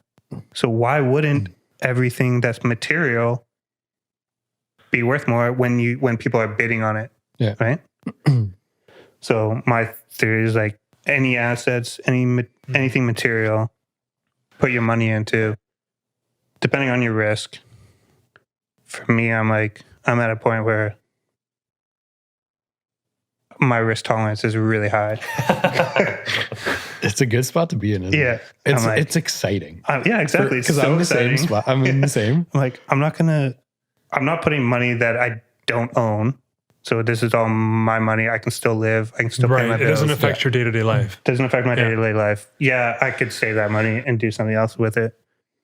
But why not? Like, I'm young, relatively young. Let's ride with this. It's fairly new. It could, like, I think for me, it's like, it's risky, but maybe it's just as risky not taking a chance and not putting your money into this. Like, why wouldn't you take a chance on a new developing thing? Like, the internet was new at 30 years ago, right? Mm-hmm. People who put their money into like tech stocks, that was risky. Mm-hmm. Crypto is just as risky, but you still got to be smart with it. Like, there's a lot of coins that disappear. Fucking Dogecoin is still on fire, man. Yeah, just wait tomorrow. Tomorrow. Tomorrow, Elon's hosting SNL. Tomorrow? Yeah, and Doge is his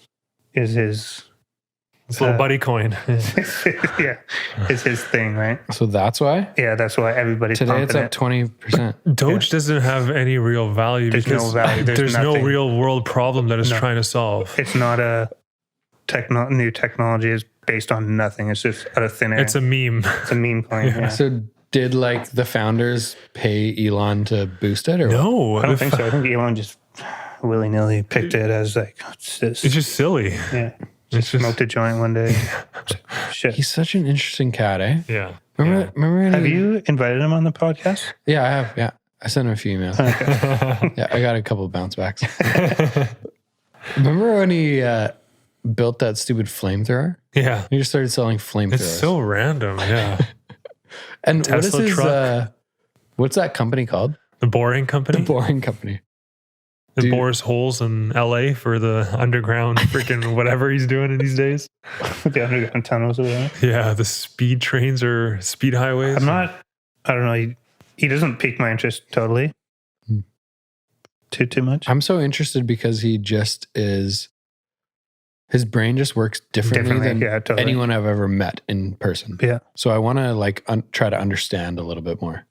I don't know if even if you had a conversation, I don't think you would understand after one conversation either. Maybe understands the wrong word. I just want to absorb. Yeah. I just want to hear how a completely different mind is where comprehending he's this world. Go to Mars while you're trying Literally, that's what he's up sell to. a property. Totally. Yeah. Like it's just a completely different level. Yeah. Right. He's trying to fix the world. Yeah, I don't know if he's trying to fix is probably the wrong word, but he's trying to do otherworldly things. Yeah. Where we're just like pretty content on this. And not just one be the thing, best. multiple. I want to be the most successful in Port Moody. Well, he's like, I want to be the most successful in the universe. Yeah. But that's very interesting to me, right? Yeah. Because I don't think I have that. I have no interest in being the best realtor in the world or like business person in the world. It's not my thing. I don't like a Gary Vee, let's say, in entrepreneurship. Like that's not for me. But I really like listening and like trying to understand what motivates those people, what motivates a Michael Jordan or a LeBron or like a Tiger or those types of people that have that. Like Tiger from the day he was like 3 years old is like, I'm going to be the best golfer the world has ever fucking seen. Yeah. And you're a little kid. You don't really understand what hard work is and like all this stuff, but they just have it. I don't think he's trying to be the best at anything either, though. I don't think that's like what's motivating him. Do you think he's just living life and he's just killing it? That's just like, oh God, this is cool. We can go to Mars. Let's make it happen. Elon, yeah. Yeah, because it's not like, I don't, like money doesn't really motivate him, I don't think. Mm-hmm. He's got too much now. Yeah. Well, it's not like he just owns the biggest portion of the most expensive company, right? It's not like he's... Even on his last podcast with Joe Rogan, he was talking about like selling everything that he has. Yeah. He doesn't have any properties or anything. Yeah. So it's not like he's cash rich. And Joe's like, why are you going to sell everything? He's like, I'm just going to sell it. Yeah. He's like, well, for what purpose? He's like, I just don't want them anymore. For what? It's like, just seems complicated. Yeah. Just like materials are getting in his way. Yeah. Who knows? Weird dude. Just don't give him a joint. Yeah. No, give him more joints, man. Smoke him up. Yeah. I don't know why. Like, it went down 20% the next day. The But rug then could be pulled since tomorrow that, night. it's gone up 600%. Bro, that was the best time you could have bought Tesla stock. Totally. Back when he hit that joint on Joe Rogan. Yeah. Jesus, man. Is it down now? It is down. I don't know what it is exactly, but it Can you peaked look at at like 8 something, right? $800 a share? Some 800 something? Mm-hmm. I'm going to guess 600 now. I think it's somewhere in the 630s. Yeah. Tesla. It is 672. Stocks are trash. Crypto. It's because stocks close on the weekend, man. I know. Need 24/7. Okay, so Need that go back to 24/7 crypto. high. What? So you started this thought process with coronavirus Yeah. and how much money I was the like, I need to protect myself. Mr. somehow. Trudeau. Yeah. And people around the world. It's not just our country. Yeah. But Did everything. the states give out as much money though? Per capita? They are It seems now. like Canada gave out a ridiculous I think Canada's amount of way money. more. Yeah. Yeah. I think we The gave states out a were lot never more. given out. I heard like $1,300 check to some people. Like Yeah. I I didn't think that was hear like anything. recently, like since Biden was in. Yeah. But nothing like here. But yeah. It was just like everything. Yeah. It's just, Or your business, 75% covered. yeah. I mean, like you We have at guys least took advantage 75%. of one, right? One of them was so dumb. It's like, It was like if you're a small business, you get $20K and you a loan. It was a loan, but you don't have to pay back. No, I something. think it was 40,000. I think it was 40,000. And you have to pay back 30,000 within 2 years, interest free. And if you pay back 30,000 of the 40,000, you get the 10,000 for free. It's gonna be worthless. So like you just took the 40K, I remember gave them back 30. I remember hearing this, and I called Jamie. I'm like, "Is this a real thing? Like they're just going to give out 10 grand to people for free?" He's like, "Yeah, I guess it sounds like that." Yeah. I was like, "Should we just accept it? Yeah, because Like we're a small business. yeah, we have you employees. to. Our business has been affected significantly. Like April is a Yeah. month that we usually do 25 deals, Yeah. and we did 7 last year. Well, when they close open homes, it's going to affect you. But It's you- a problem. Yeah, the long. I mean, you're not going to be. And we don't know how You're long not this going is to be going to immune last. from inflation. Totally. So everybody else is taking advantage of it, Totally. regardless. I guess we just have to remember to pay the 30 grand back though. Yeah, definitely. Because do that. otherwise we have to pay 40 grand back. But they give you 2 years interest free. It's like Yeah. the end of 2022. Which is even crazier. You could put that towards crypto. crypto. Yeah, exactly. It would be probably 200K by the time. The fluctuations in crypto are crazy. It's so fun. You see how much Ethereum went up? Yeah. Are you rolling that? Yeah. Yeah. Nice. You love I bought Ethereum, a right? little ETH. I bought a little ETH a week ago or so. I'm mostly Bitcoin, Ethereum. Ethereum's at 40, almost 4,300. You gotta talk Canadian. in It was USD. $500, man. Like 6 months ago. Talking US? Talk USD, yeah. Okay, it's 35.28.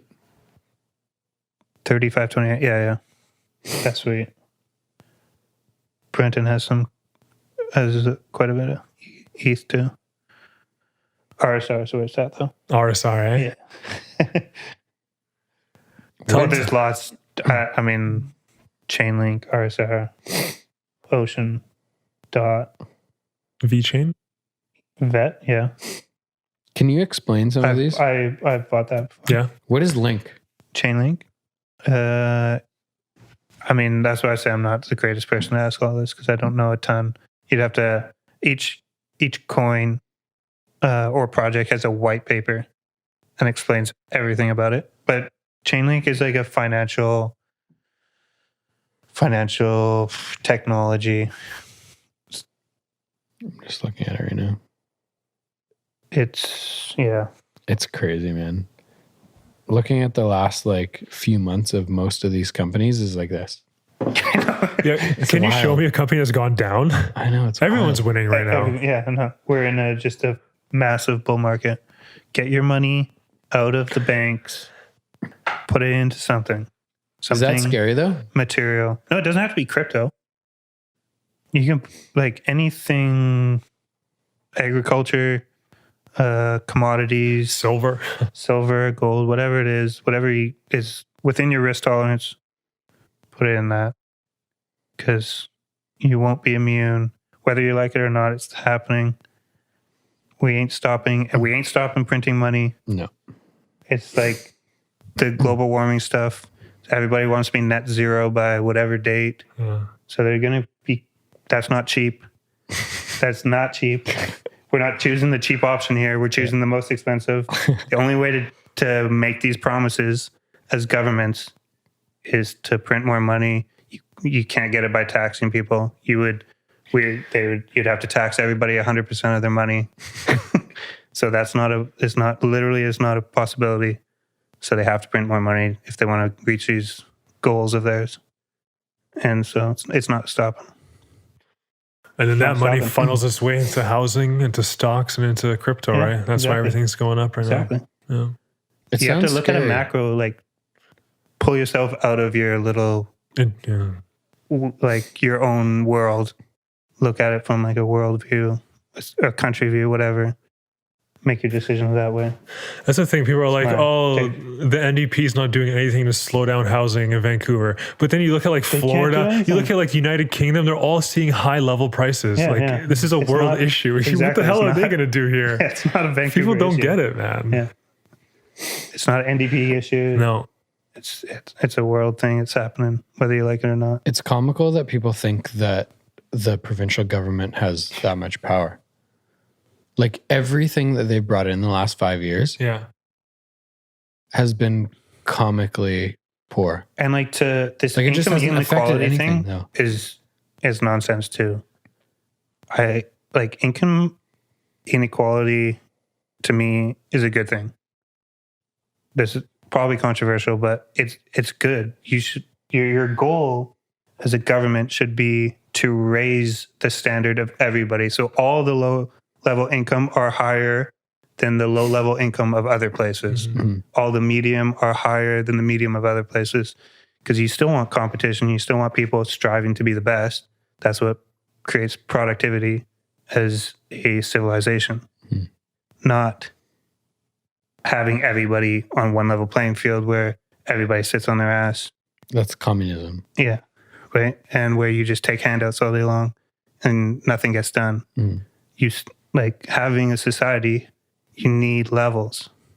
And whether you like it or not, you got to have poor people. And poor people, as long as it's, because you don't want to get rid of social welfares and stuff. Like you still want to take care of everybody. We have great healthcare here. You keep that kind of stuff. Keep social benefits, whatever. Help the poor to a certain degree, but you still need each level. Like we're going to have immigration like we've never seen before. Mm-hmm. Trudeau's goal is to have like 1 billion immigrants, which is fine. It's good for real estate. It's good for real estate. Exactly. Which is only going to increase real estate. Yeah. Immigrants are good for low level jobs. Like these people coming from poor countries are good for low level jobs. Like and society doesn't run without these jobs. It's not right? a bad thing. Like these people are coming from, they can't see across the street because there's so much smog and it smells like garbage. Well, and they're used to making like $1.50 a day. Exactly. And they're crazy hours. Making $12 an hour here. And like making ice caps for me. Mm. But it's like a good life for them. Right? It's not a bad thing. So I think income inequality is a good thing. Man, I look back at like any successful person I know worked in a shitty job at one point. Yeah. Like I worked at RBC, which fucking and it's not sucked. just immigrants doing those. Yeah, it's young people. That's like that's how you start.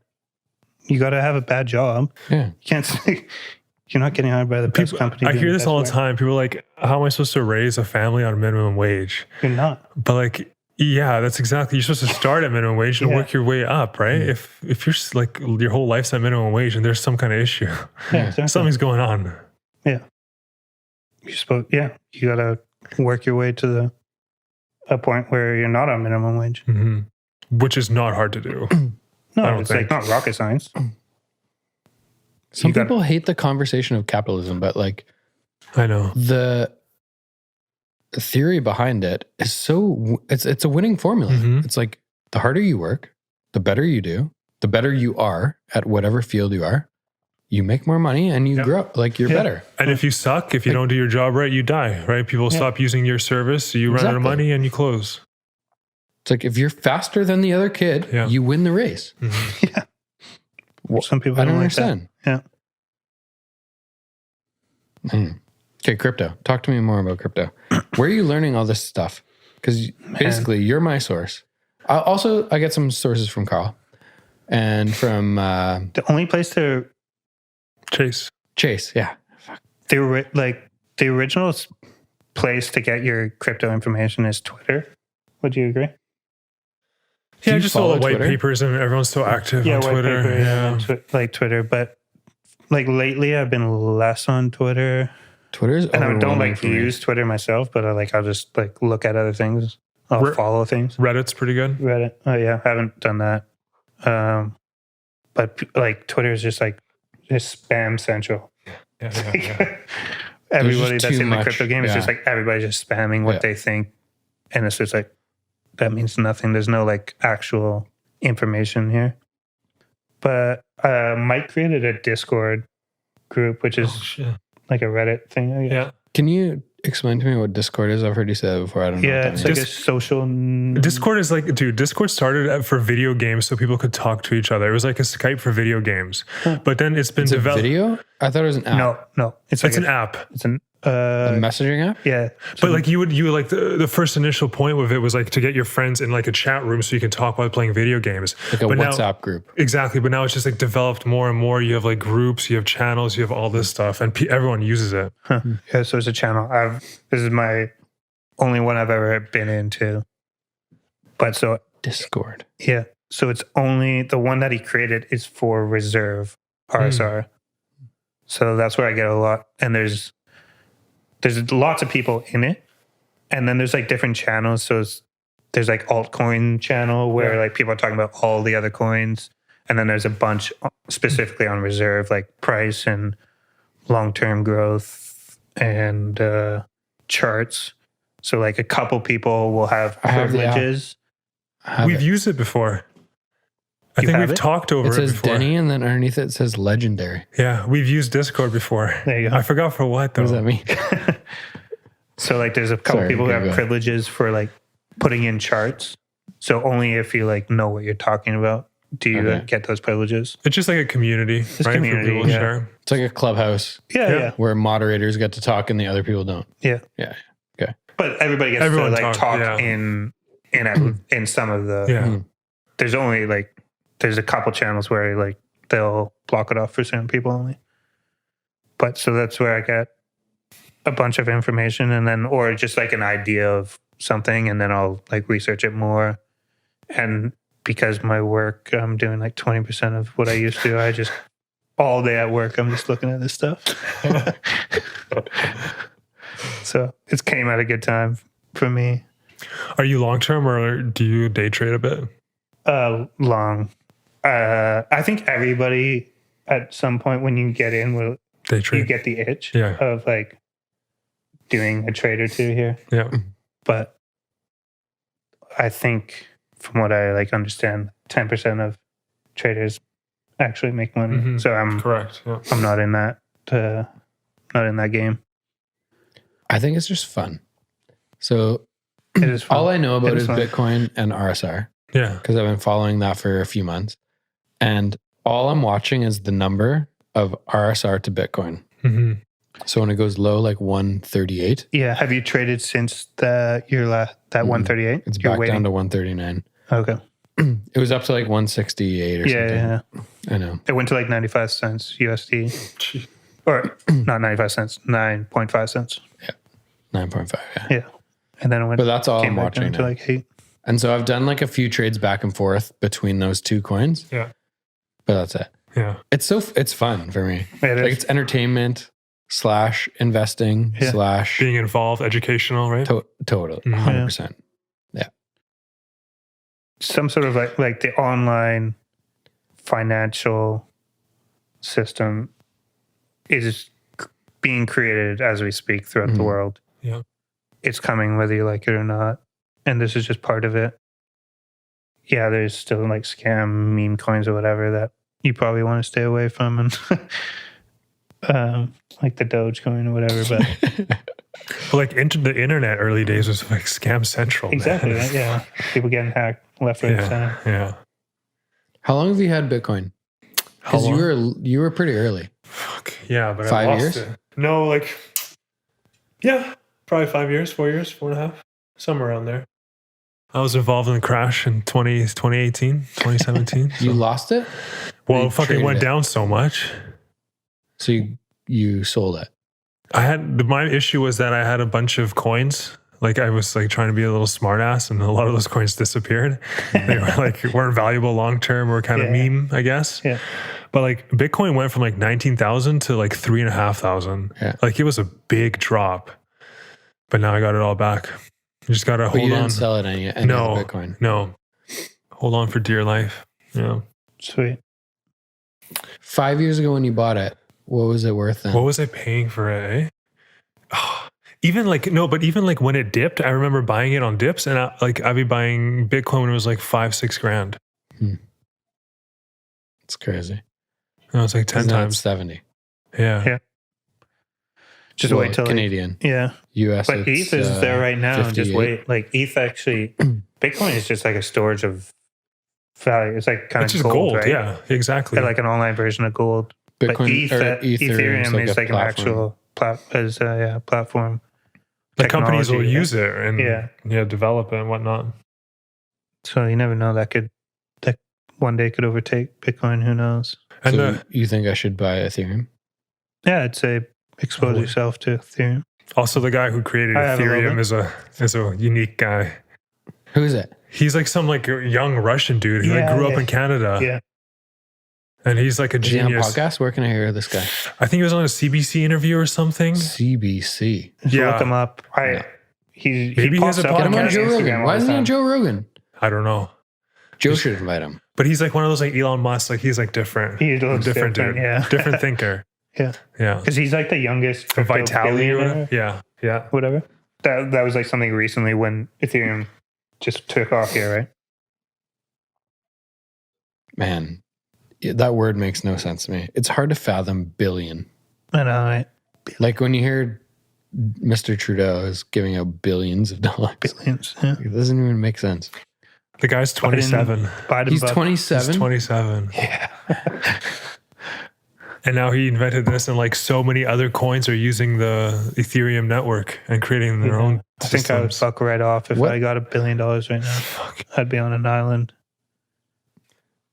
I think no, I don't think so. Dude, No. this is just the beginning think for you how would just- to. You would just like secure yourself a little bit. Yeah. So instead of 100% of your net worth being in this, you would take out 50%, put it in something else, Probably. buy your house in the fucking Caribbean. At this moment of time, I would probably be somewhere else. But you'd still keep going. Yeah, I'd keep going. But right now, with all this bullshit happening, Get a I'd couple, be somewhere else. get a couple Until it beavers, some otters. spills over. What? Get some beavers, some otters. Yeah, exactly. There you go. Take it. He's 27. 27. Man, Joe has to have this guy on. I'm gonna email Joe and be like, "Hey, I have a podcast. I'd like to have you on one day, but this is not the reason for this email. I think you need to talk to this Ethereum fucking guy." Mm-hmm. Yeah. I don't has know. everyone I else don't know on. anything about him, but About him? yeah. I like to learn about him. Yeah, this guy he has like over $1 billion of just Ethereum in his wallet. So he probably has more things, man. Yeah. Oh, he has $1 billion worth of Ethereum? Well, if you create the coin, right? It's, You can see in crypto, you can see the wallets yeah. and how much are in each wallet or whatever, but you don't know who owns that wallet. Oh, you don't know who owns it? No, there's just no, I guess, like your wallet number to a name. There's no just a directory it's or like anything. I don't know, 20-digit String of numbers, yeah. Numbers and letters. But when people move anything, you can see everything that's happening on the network. Exchanging hands, or like when things are taken off of exchanges, like when that's a good thing for price, right? When people take the coins off of exchanges, put it in their wallet, that means they're not Like looking you to have trade a hard wallet, Yeah, right? exactly. Yeah. So they're not looking to trade that for a long time. So it's like So that's being good. taken off the market kind of thing. So that's good for price. There's less of it movement going around, right? Essentially. The opposite of what's happening in cash here. Yeah, So I should take my Bitcoin off, and then my Bitcoin will go up in value. There you go. No, I mean your Bitcoin that might go up in value, but not because you take it off. It could be. Then there's less available. True, but it's only available on the exchange if you sell it. So all these people could keep it on the exchanges. They could put it back on the exchange and sell it. Yeah, but they could keep it on the exchange and not sell it and just keep it there like we do right now. Right. It's just a sign that when people take it off, Right. that they're not looking to sell. Yeah. Which it usually is a push up in price.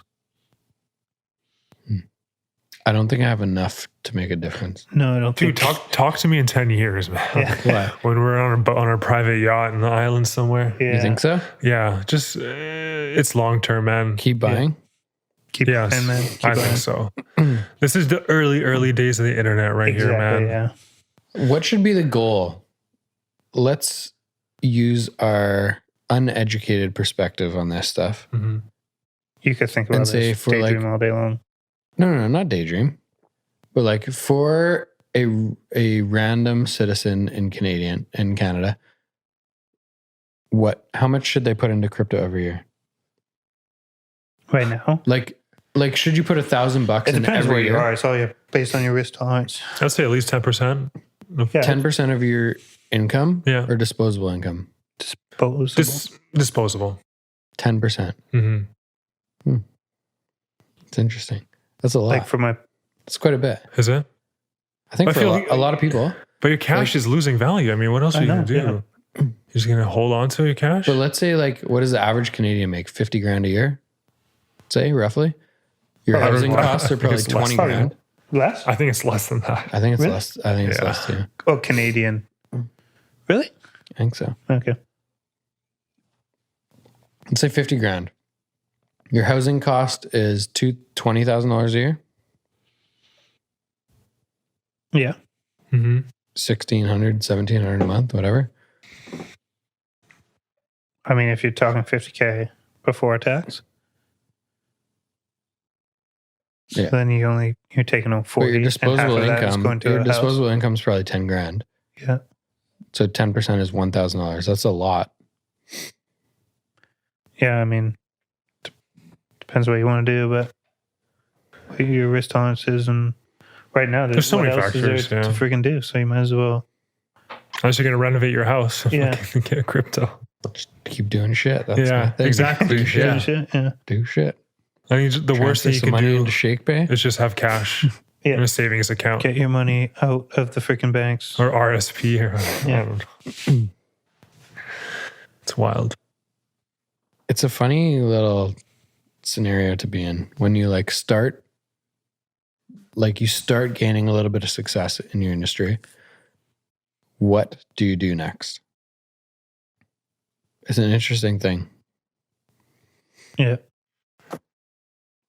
Because I don't know much about crypto. I'm learning from the Godfather. And I don't know much, so don't take it. But do you balance? Do you go real estate, stocks, crypto, cash. Yeah, everything but the last one. Yeah, I was gonna say Zero cash? I was gonna say Yeah. Man, Zero. dude, literally, I keep the minimum amount. that's what Alex D'Angelo said too. He's like $500 in his account, and then the rest is dude, just that I have like 500. he gets his mortgage down, and then he has 500 extra. Everything else is invested. yeah, I keep Jesus. under $2,000, under But $2,000. you could just sell it and pull it if you need to, right? Yeah. And if you're investing through your TFSA or something, you don't even pay taxes on it. Yeah. What do you need cash for? Once all your bills are paid, Yeah. the rest fucking goes in crypto.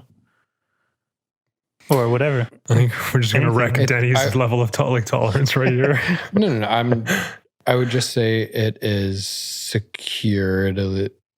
It's secure conservatism. Mm-hmm. But conservatism is a key word. Right. Mm-hmm. Like the Canadian dollar is strong enough that it's not going to go down from whatever. Yeah. Let's say it's 75 cents US right now. It's not going to go down to 45 cents overnight. Tomorrow. It's not going to be Venezuela here. No, No. yeah. No. Right? No. So it's conservative versus putting money into Bitcoin.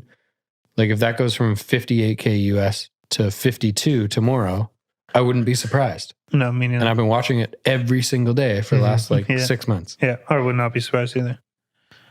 Versus if the Canadian dollar went from 75 to 65, be like, that's a big jump. That's I never haven't seen that in a been long done time. ever. Yeah, that's never happened. I don't know. So it's, conservative. It is. But it's a guaranteed loss too, right? It's not going to grow in inflation. You're losing your money. Hmm. I mean, I would say go look at like Bitcoin, Ethereum, any stock, whatever. Open up the chart and look at the last 10 years.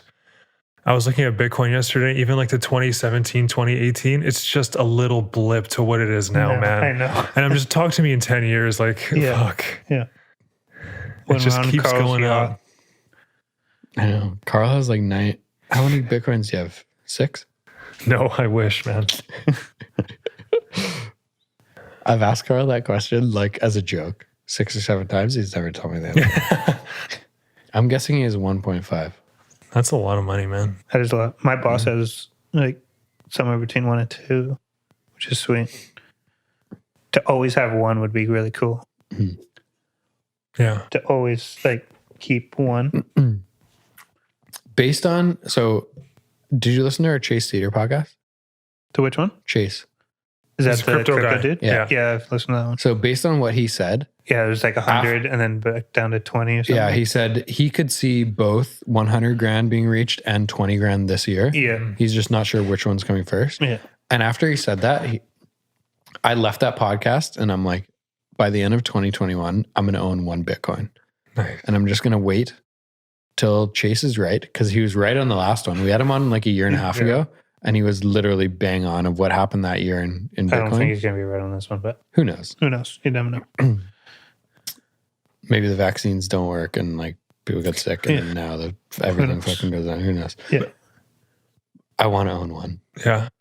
Are you going to wait a bit? I feel like something not has to buying it right happen, now. man. No, you're not buying it right now? Not in excess. Yes. Yeah, exactly. Like I'll keep throwing a little bit of money in like every month, but if it went down to 20 grand, I would think I'd be pretty aggressive. Yeah. The perfect time to just buy. buy- It's on sale.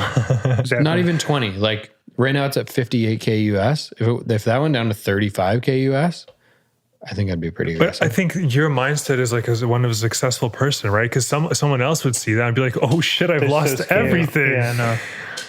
You can't think of it. Yeah. You just got to think like, what's it going to be 10 years down the line, Yeah. like Carl, and just be like, use that as your baseline. Unless you're in a position where you You need the money. need the money, Yeah. right? That's Which- not a position you want to be in. Yeah. So I think that's a problem for a lot of like Canadian people. Like that extra 10 grand they have every year that they're saving on their $50,000 salary. That is that's a significant amount of like life-changing money for them. So if like they're not investing 10 grand into Bitcoin every year, they're investing like $500. Because after you pay your bills, you're everything, right? It's just For me, it's an amount of money I'm putting in that if that went to 0 tomorrow, it's not going to change my life in any way. Yeah. correct. That's how you should look at it too. But it's so much, it's fun and it's like almost entertaining, but It's investing, and it's not a rich quick scheme thing, right? I mean, if that's what you're like, expecting. I never plan to pull this out unless I'm like 55 and until now it's my life-changing money, worth right? $7 million. Yeah, I don't know. Mm-hmm. Unless it's like used for a specific purpose. Probably investing in something else, right? Maybe get another house or something, right? Yeah, that's like what I would do. But just moving assets. I think I would sell my home and put it in Bitcoin. Where are you going to live? You don't need it. Just on the streets with your wallet? Doesn't matter, bro. I got 9 Bitcoins. Fuck. All right. Should we wrap up? Let's do it. That was good. Okay, Carl's got to go for a run. Yeah. Keep sponsoring Carl, guys. Please sponsor us, but And choose Alex, me. our team, Choose me over Carl if you're gonna donate to our cause. That's fucked up, dude. Carl's only going to put his link in the podcast notes. Choose me.